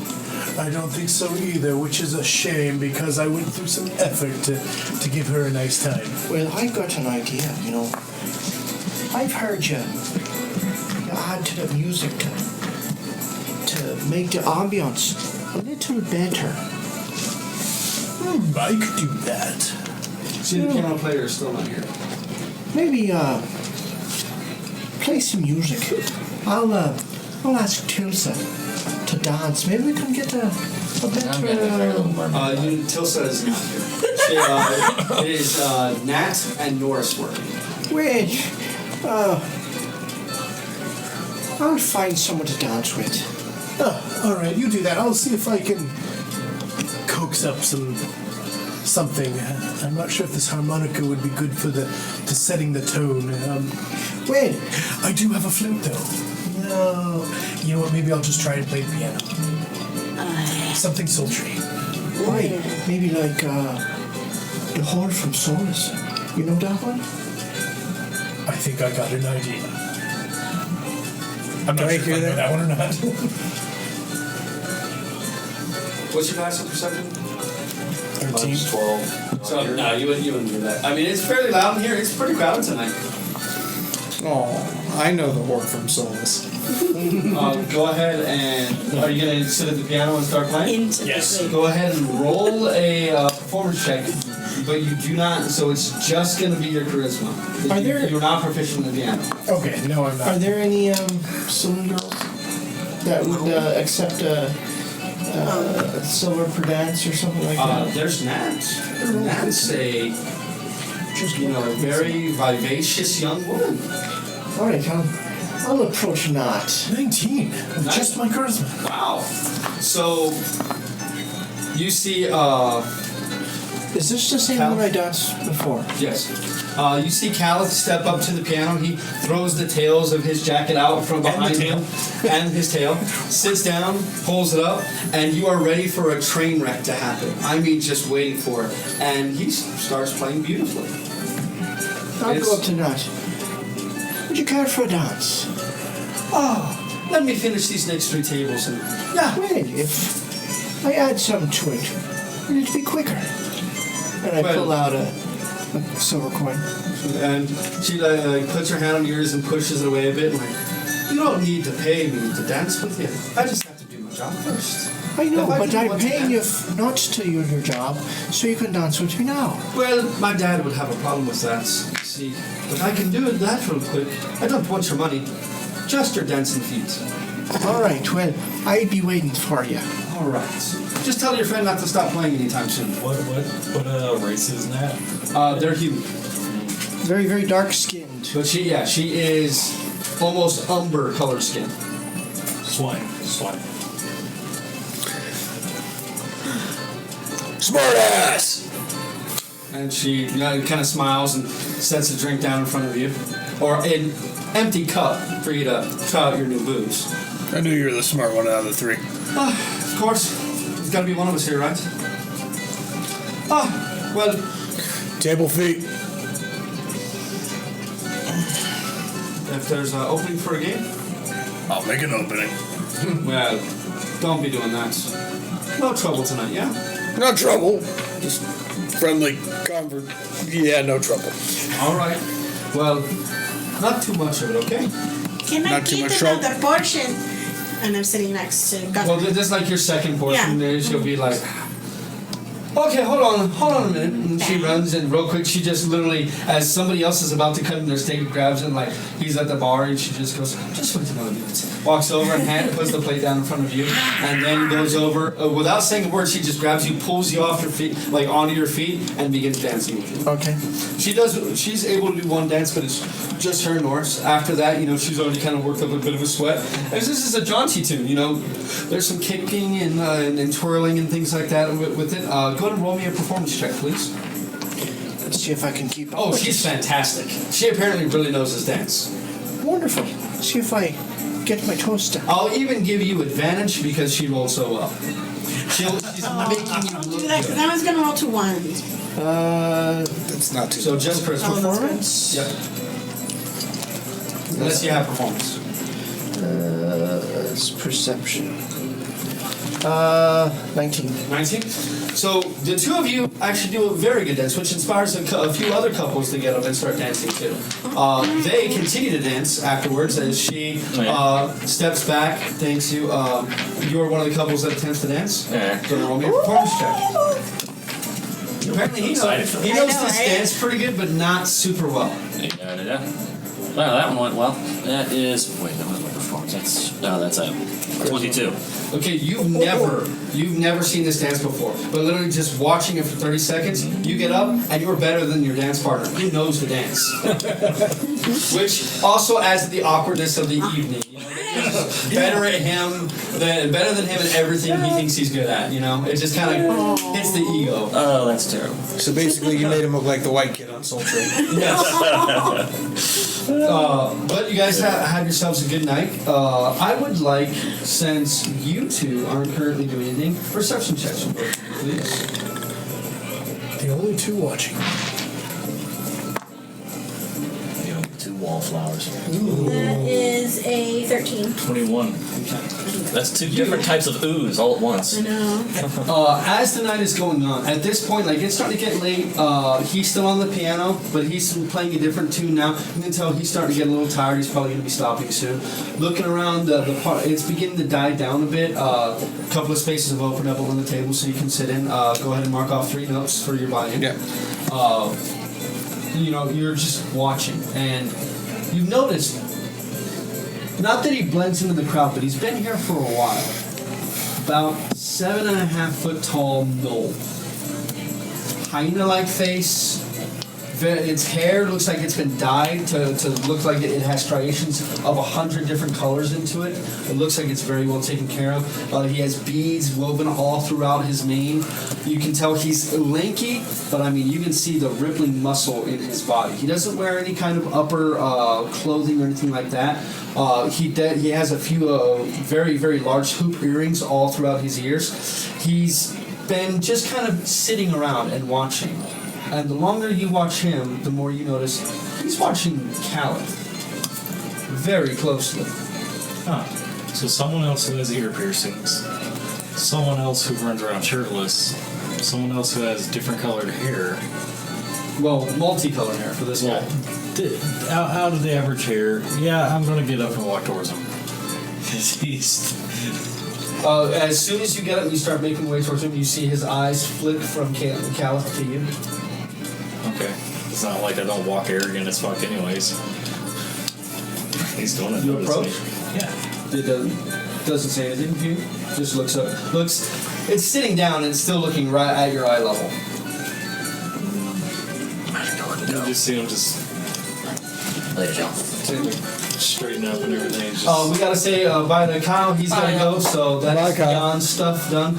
We'd actually planned that for later on that night, but we had to get him done. So, Kyle, we'll see you next week. my cat. Bye, cat. You see him kind of like steeple his hands and he's just tilting his head, just looking at him up and down and everything before just. You're studying my toy. Why is that? Move on. Swine do not give me orders. Why are you staring at my toy? That is my prey. Move on, or eat your face.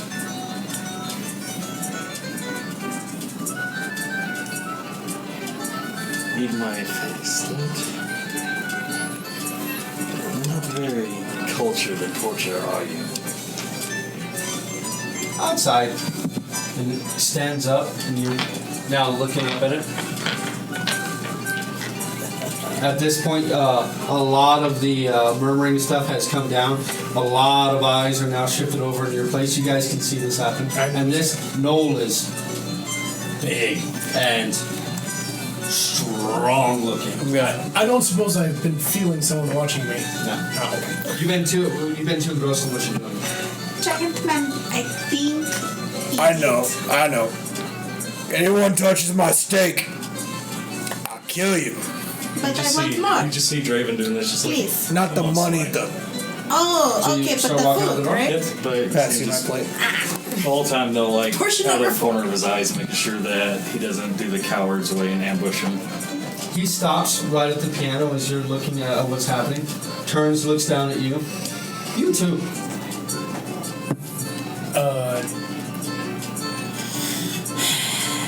Come on, swine. Unless you're a coward. He points out the door. Outside. All right, I guess I'm going. I'm going outside. And you see Nat and Norse look kind of confused, and Norse grabs one of the patrons. Grab the sheriff, please. And guy runs out the door. A little bit past you guys, you see him jump off the porch and begin making his way down towards where the sheriff is. The knoll just clomps down the stairs. I I assume a little ways after you. By the time he starts walking down the stairs, Callith is in front of him walking, and he is bringing up the rear. I do stall So a little for slowly. Can I make a perception check to see if I? Oh, you all see it happening. I mean, 10 perception, you see this stuff happening. I'll pull my steak off the table and head out the door. Okay. You leave your money there? No, pull the money off the table and Okay. head out the door. I'll take the food. So you catch yourself out. Go ahead, real quick. Roll me just a gambling. With so it's you got your proficient in gambling, correct? Yeah. So gambling plus your wisdom modifier. Wisdom modifier. I beg to differ, but I didn't hear that. 17. 17. So you did a little better than even. You walked away with probably 5 silver on top of your buying. So not too bad. Drop it on Nat's tray as I walk by. She takes it. He's playing like I like the purple one. Don't let him get hurt, okay? Fine. As it kind of brings up the rear as you try to stop, turn around, and talk to it or anything. Yeah, I do kind of, backpedal and it's like, what is this all about? I've never seen you before. Roll me an acrobatics or athletics check. It's probably gonna be acrobatics. Natural 20? Natural 20 plus 30. So this thing puts its hand, its paw on your chest and pushes you. And normally you would have just eaten shit. Just right on your ass, sat in the dirt. But as he pushes you, you just go with it and land back on your feet, probably 6 or 7 feet away from where he pushed you. The force of that push, holy God, this guy is strong. Well, now I have me hands on my daggers. Well, guy's got no weapons. And you know I'm in a slot. Well, that's why I just have my hands on my daggers. I really don't appreciate being pushed around without knowing my acquaintance here. It's lesson time. Can I at least know what the lesson's about before you administer it? He says one word. Alara Holla. Just ring a bell. Gonna roll me an initiative check. Should I use the same dice that I just did? Draven's outside in the street calling No, for I the shouldn't ball. have. That's a 4. Roll me a perception check to see if you hear him say that. Because the guy's not talking, this thing's not talking loud. That's a 3. 3. Do I hear?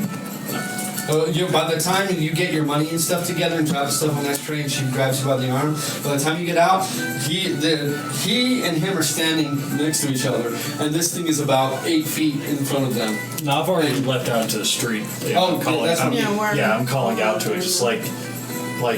Oh, so you've walked away? Yeah, I'm already outside and Okay. I'm calling for it, just like calling it a coward and everything. Okay, You know. so I need an initiative Much. check from you and you. I'm not gonna use that dice that just gave me a 2. Wow. I'll take a 13. 13? Okay. You have a bored sadist inside of a bar and someone's staring at the person they normally fucks with. Now it's a power struggle. Confusing. 11? 11? Okay. Now, anyone else that wishes to join in on this will do so after this. So as you're walking away and you start talking, you start, calling it out, calling it a coward, and you take a few steps away. As you turn around, you see this thing cock back a meaty hand and swing at Callus' head. Callus. Yes. Does a 19 hit your AC? Yes. You take 6 points of damage as this thing just cracks against your face. As you stagger, you see another attack is coming. This thing is not using its open hand and clawing you. This thing is literally hitting you with a closed fist. Second attack, that is another 19. That is a hit. That is another 6 points of damage. This thing had rocked you. One on one side of the head and one in the stomach, and you feel that stake begin to make its way up your esophagus as it does. Then it circles around you and puts itself between you and you. I'm going to turn to it and I assume it's. You turn to it. You're not sure. It's a no. Yeah. It could be. I'm just going to turn to it and I'm going to tell it to walk away with suggestion. Okay. So that is a wisdom saving throw. Yes. Correct? What is your 13? 9 plus 3 is 12. You see it raise its hand again and it lowers its fist, then turns and it walks right past you and just begins walking down the street. How long does suggestion last? Let me check, but it's actually not a level 1 spell, it's a level 2 yeah. Yeah. Let me see here. I have up to 8 hours. Oh shit! Nice. And I'm gonna keep it up for until I pass out asleep. Yep, so you're just going to concentrate on it, and as you're doing that,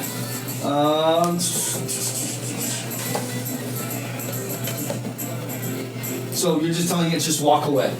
Okay, so it just begins walking down the street, and then it takes a left and begins walking down that way.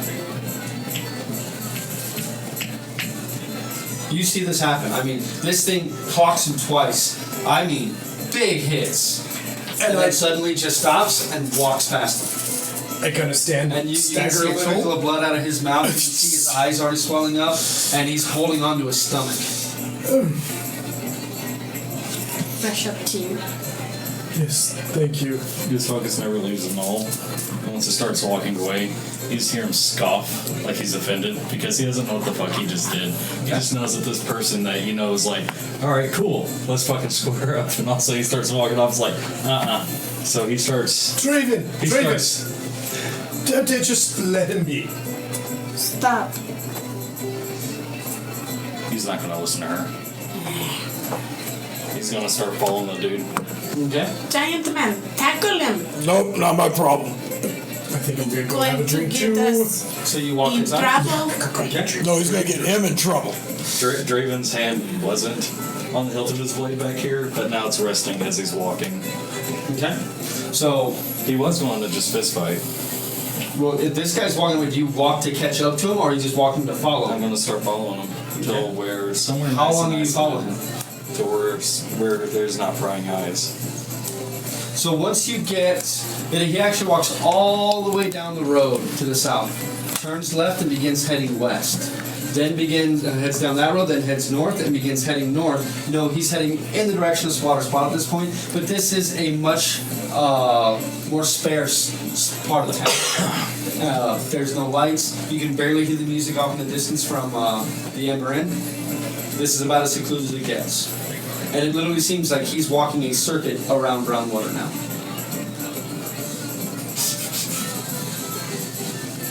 He's going to Draven. Starts to speed up a little bit to where he can do without full out yelling. It says, "You gonna stop running, coward?" Just keeps walking.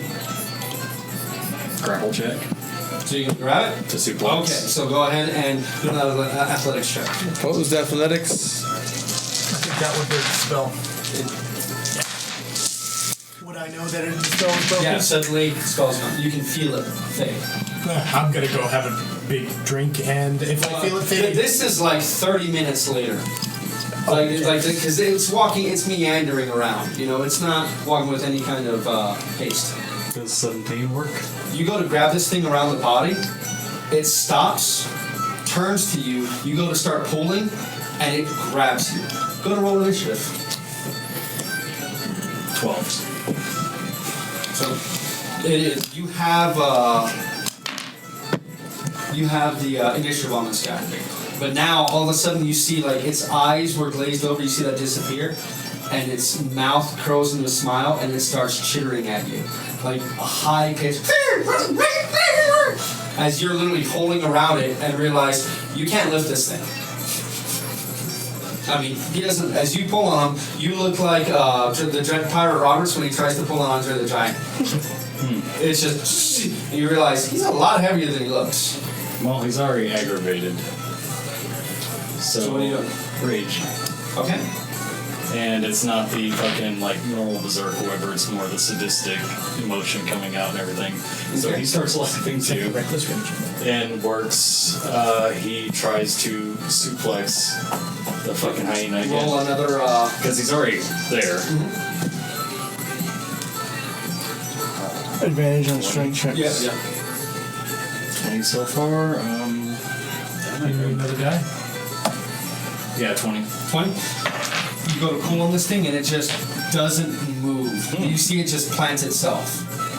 It moves its head. Its neck is really, it's like, part of, like, it's extended. So it literally lowers its head down to where its eyes are like face to face with yours, and you can feel your sadistic kind of rage building and that blood just heating up.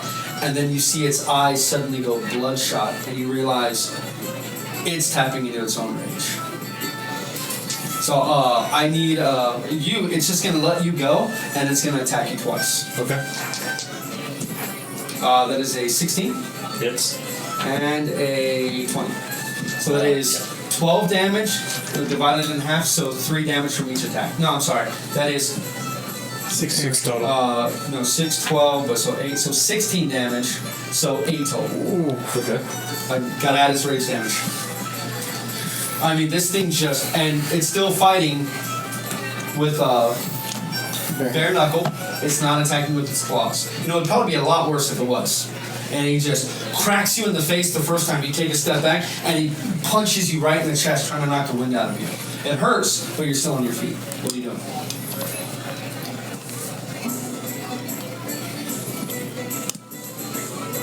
Well, it's time to cut up a puppy.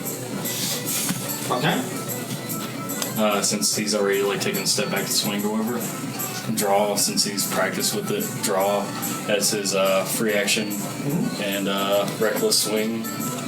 Okay. And slice across its midsection. So you're attacking recklessly, so you have advantage on the attack, but it has an advantage on attacks against you. Yep. Go ahead. Kind of disappointed I'm not there to see this. Let me just look at it up fully. So it should be 2d6 damage or to hit first. You gotta hit first. Go ahead. Did anyone see Does 19 plus. Yes, that hits. Yeah. So 2d6 plus 3 for your strength plus 2 for your rage. That's going to be 7 plus So 5 12? is 13. Yeah, 12. 12, so 12 divided by 2 is 6. Okay. And then bonus action, second wind. Okay. Go ahead and roll a d10 plus 1. 7. He followed the big puppy. As you slash him across, I mean, you get him full on. You really lean into the attack and slice across him, but it just doesn't seem to do as much damage, and you realize this thing is just like you. I believe he found the very friend that tried to accost me. As you do that, it takes a step back. It looks around. I'm going to give a perception check for people in the city. Nope, there's nobody around. He looks around, doesn't see anybody, and he just opens opens his hands and then begins swinging at you. So he's reckless. So his first attack, that is 22. Second attack, reckless. That is a 15. Match. Match. Okay. So now he's rolling 2d4. So it's straight damage now. Did the sheriffs ever show up to us? We'll get deal to that. with that. Yeah, Okay. we'll get to that in a minute. So that is 12 for the first one, divided by 2 is 6. And the second attack is, damn it, 9 divided by 2 is 5. No, wait, no, that's not right. Should be No, 9. 8, because 8's base damage. Yeah, 9. I rolled minimum on 2d4. So 5 and 6 is 11 more damage. So yeah, I went from 36 to 25. And you took another 8 damage before too. Yeah, and then I did second wind, which indicated. You gonna go look for him as soon as the spell drops? Do you mention the spell? Oh yeah, I told him. I was like, I believe our friend Raven found the furry Go ahead, man. Raven. Oh hell! I'm gonna go look for him. Okay. I want you to go ahead and roll me just a straight investigation check. Okay. We'll see if you turn I the don't right have direction. advantage because of no reckless swing this time, Okay, no reckless one. but I still get a 15 plus. 15? We'll say you happen to turn the right direction. So you got left or right to go. You just start walking left. Yeah. And it's going to take you a while to get to the end to see what's happening, but you may hear it once you get closer. 17 plus 5. That's a is, hit. Yeah. Damage? 2d6 plus 5. That's 7 plus 5. So another 12? Okay. Cut in half for him. I mean, you're Like me. You're doing damage, but doesn't seem to be piling up yet. He is going to go ahead and reckless attack. Okay. So first attack, still with his claws again. Another 20 and a 17. Yeah. So you have advantage on him on your next attack. Okay, there we go. That's some damage. That is 15 divided by 2 is 8. No, Okay. 7. 7. 7. Round down. Yep, 7. Yeah, you round down for damage. So the 7 damage. Second attack is 11, so 5 damage. This thing is just sticks both of its claws right into your exposed chest and just rips outward, and you can feel muscle tearing. And it's starting to, like, even now that pain is now slowly starting to get through. Even the rage, you're starting to feel it. What are you gonna do?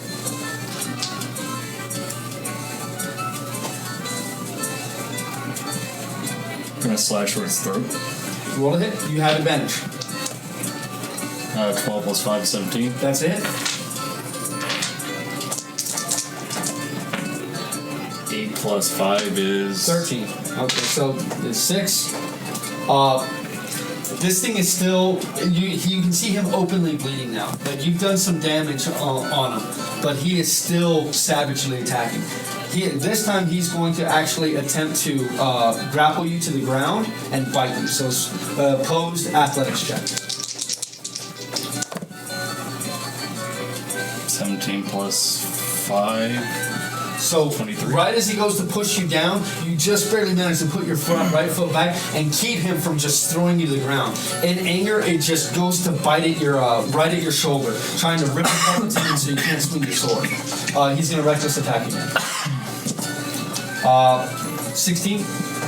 Barely hits.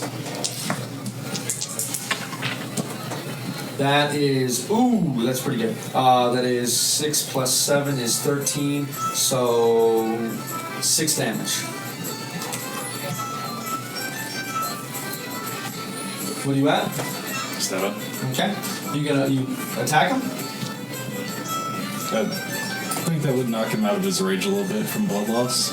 No, you're still in your rage. Because as long as you're taking damage, you maintain your rage. Okay. Unless you want to willingly drop it.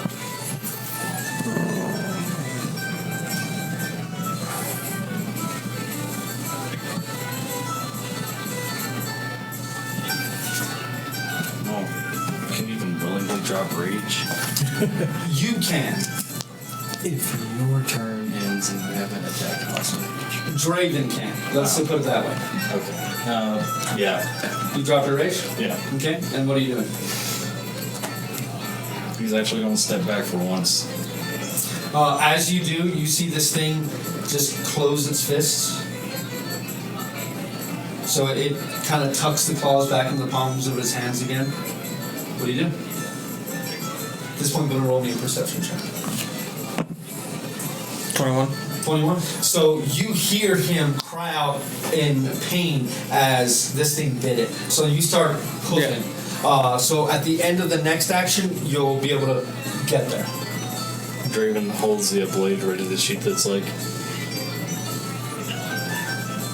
you've earned a bit of respect today. I'd say that, yeah. Takes a step forward. Leans down towards you to where it comes like almost down to your eye level. Alara Hollow wants you to send a message. And it goes back and goes to punch you in the face. Athletics to dodge. No. It's swinging at your AC. Natural 19 is definitely going to be a hit. But that is 6 damage. So you're 1 hit point, right? Yep. So it sees that you take it, it swings at you with the other hand. That is 19 to hit? Yep. So you fall unconscious. You see this happen. You see him like almost sheathing his sword, and you see this thing looks like it says something to him, and then just cracks him twice and he hits the ground. Then kind of stands up, kicks dirt in his face, and starts strolling off. Back to the south. Is Draven dead? As you approach, he's hurt, but he's just unconscious. Dumbass. He's bleeding from a couple of bite wounds and some pretty good wounds in his chest. And as you're watching, as before, you see that black slowly turning to white. Hey, dog face. Stops for a minute, turns and looks at you. You want to find yourself a gun and I'll meet you in the street. Cowards. And continues walking. Later's chicken shit. Pick Doesn't turn again. Darius up and throw him over my shoulder. Yeah. That satisfies me. Okay. He didn't take the challenge. See more about the gun thing though, but Oh, I know exactly what it was about. you know your ego knows exactly what it was about. Gunner knows what it was. Okay. I'll walk in, throw him over one of the tables of the Ember in. You guys see Darius, not Draven, is messed up pretty good. But you can see his sword, as he kind of clatters it onto the table too, also has quite a bit of that very sticky blood that gnolls can have. Got his ass kicked. What's it look like? Right, but why take him to an inn? Why not a facility of healing? Facilities of healing cost money. And you see Dakin come up and immediately puts his hands on Darius and will spend a spell to wake you up. Okay. See? Too bad for the null that he's retarded because I don't know what the fuck Alariel is, and that's in the whole fucking other Alar help, yeah. Yeah, it's like send a message. Cool, knock out the messenger. 15 damage. Yeah, oh yeah, it has no idea that now, like, Darius has no idea what that was. Like, Congratulations, you played yourself. I didn't hear anything. okay, so with you now waking up and looking around, you were not there for that. You said the name Alarahal, correct? No, I heard the name. Yeah, but so you didn't tell him or anybody else? Nope. Okay. You guys will see Darius, his eyes kind of blink open. But then he just wakes up and starts You see screaming. that emerald, like almost neon brightness of his eyes dissipate, and it's his regular green eyes again. And of course, the tattoos are now back, but it's just in your shoulders. That's not your chest. It's Okay. So yeah, you can see his chest is pretty messed up, and you can see the tattoos have a bite mark in him now where he got bit. Though most of the more grievous wounds have knitted themselves closed. I mean, calm down. You're safe. I see. No, he's screaming. He doesn't know what the fuck it happened. He's awake. He's hurting. There's puncture wounds all over. You just hear. Holy fuck! Holy shit! As he knocking over chairs and stuff, he backs himself in the corner. I try to gently corral him. You feel a hand upon your shoulder. As you look up, you see the very dark skinned but beautiful Nat. As she kind of pushes past you, she goes right up to you and just puts her hands on your face, looks directly in your eyes. It's okay. You're here, you're among friends. It's okay. Just like, Let roll me a wisdom saving. Gunner's getting the accent. out of Do his I backpack. see this? no, You're watching this happen. At this rate, you'll just fucking flip. Do I recognize that she's using some persuasion? 4. A 4. You seem to be. She's a good friend of yours. She's a very good friend of yours. And if she says it's safe, it must be safe. And you feel yourself, the hyperventilation just coming down just a bit. She where she releases her hands, you can still feel the warmth of her fingers upon your face. She smiles at and goes, "That better? Here." And she just takes a glass out of a guy's hand and hands it to you on the house. And he's like, another one. And which one is this? Which Nat. As Nat walks back. Just like start chugging. It's delicious. You feel like you haven't drinking anything in a while. I mean, it goes down too easy. Can I slide a hand the price of a drink on the table next to that guy? Sure. As Nat There's walks just like, back. What'd you roll? 21. 21. So as he's complaining about it, and he goes to raise his hand for another one, he looks down and grabs the coin real quick and just another one. He's not gonna question his good fortune. Right, Harak. What the hell was that about? But before he does that, as Nat walks back, that's a rather nice trick that we have. Yeah, keep it to yourself, love. Agreed. And she Wait, I want to know what the trick is. I'm joking. she turns around and she gives you a big kiss on the lips. Goes, "That's the trick, love." Just flush red. And she kind of laughs and goes back. And her dad is just staring daggers at her for a second, then looks at you. And I don't know what to do. I'm like, I thought you had better taste, smart ass. Me or him? And she just, as she comes around the bar, she just slaps Norse and he just waves you off. And he grumbles something to her that none of you guys hear. As he's very good at speaking gravel. He's very good at that language. He's fluent in gravel. So, now with the situation calm. Caliph is still a bit beat up, though. Oh yeah, you're hurting. Dakin will reach over and touch you as well. And your eye had almost swollen shut at this point before he touches you, and you finally feel the swelling come down. Your ribs don't hurt as much. You realize it felt like he cracked a rib.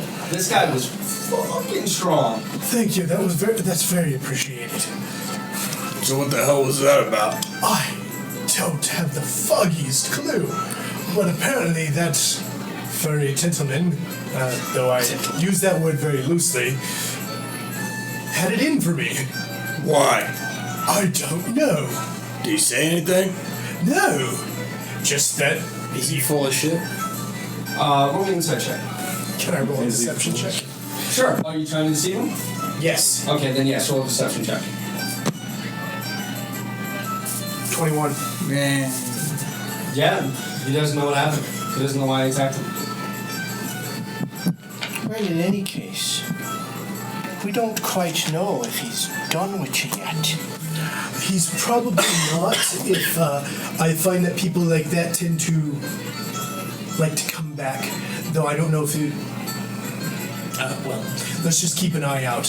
However, I had sent him on his way, as you had noticed. However, our friend's alter ego over here obviously decided that he wasn't done with him yet. So, I got a plan. All right, Let's get drunk. I like this plan. This has been a bad night for me. So, who all is getting drunk? So we have three options, courtesy of Is Cheer getting drunk? Dick and being dumb enough to pay me for work I would have done anyway. We have grape juice, potato juice. This one's mine.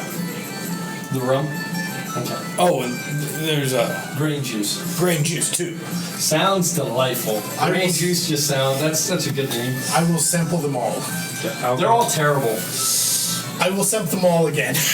Alcohol and cigarettes are the only thing that don't set Draven loose. And You got a cigarette now, and you have a nicotine craving like you haven't had in a while. Like you're craving yeah, cigarette. like, he's like- you light up immediately. You don't even take the cigarette out of your mouth. You're just drinking with the cigarette in your mouth. I mean, So, do I notice the shakes and the cravings for the definitely cigarettes? seems like dirty. Like yeah, I mean, instantly, like once he's calm, the first thing he does is pull out a cigarette. Can I think back to see if I've seen Draven smoke? Go ahead. What would I roll? That'd be history. Insight. History. That was like 2 days. That's It's still intelligence. It's retaining info. yeah. That is a 10. 10's good enough. You've never seen Draven smoke. You also don't see Draven really drink either. I keep that to myself. Okay. I would think it'd be fairly obvious. Well, with that note, this is a great place for us to finish up the night as the rest of the group is getting drunk and trying to figure out what their next steps are on this road in their journeys in Brownwater. We thank you all very, very much for joining us tonight. I hope you guys had as much fun as we did. Love the character interaction game sessions myself. I love to see where this stuff goes. We've got our Darius back. We'll see how long that lasts. Hopefully next week we can have Joe with us again. If you need a job, please go apply at Saltgrass as a busboy, so that way maybe we can get him back Wednesday nights. If you gotta travel, if you're living in Seattle or whatever, just take one for the team. We need you. We really need you. Okay, we need our bacon back. All right, we need bacon. Everybody loves bacon. Bacon. Okay? So once again, thank you all very much for joining us. Have yourselves a great week, and remember, keep rolling them dice. Good night, everybody.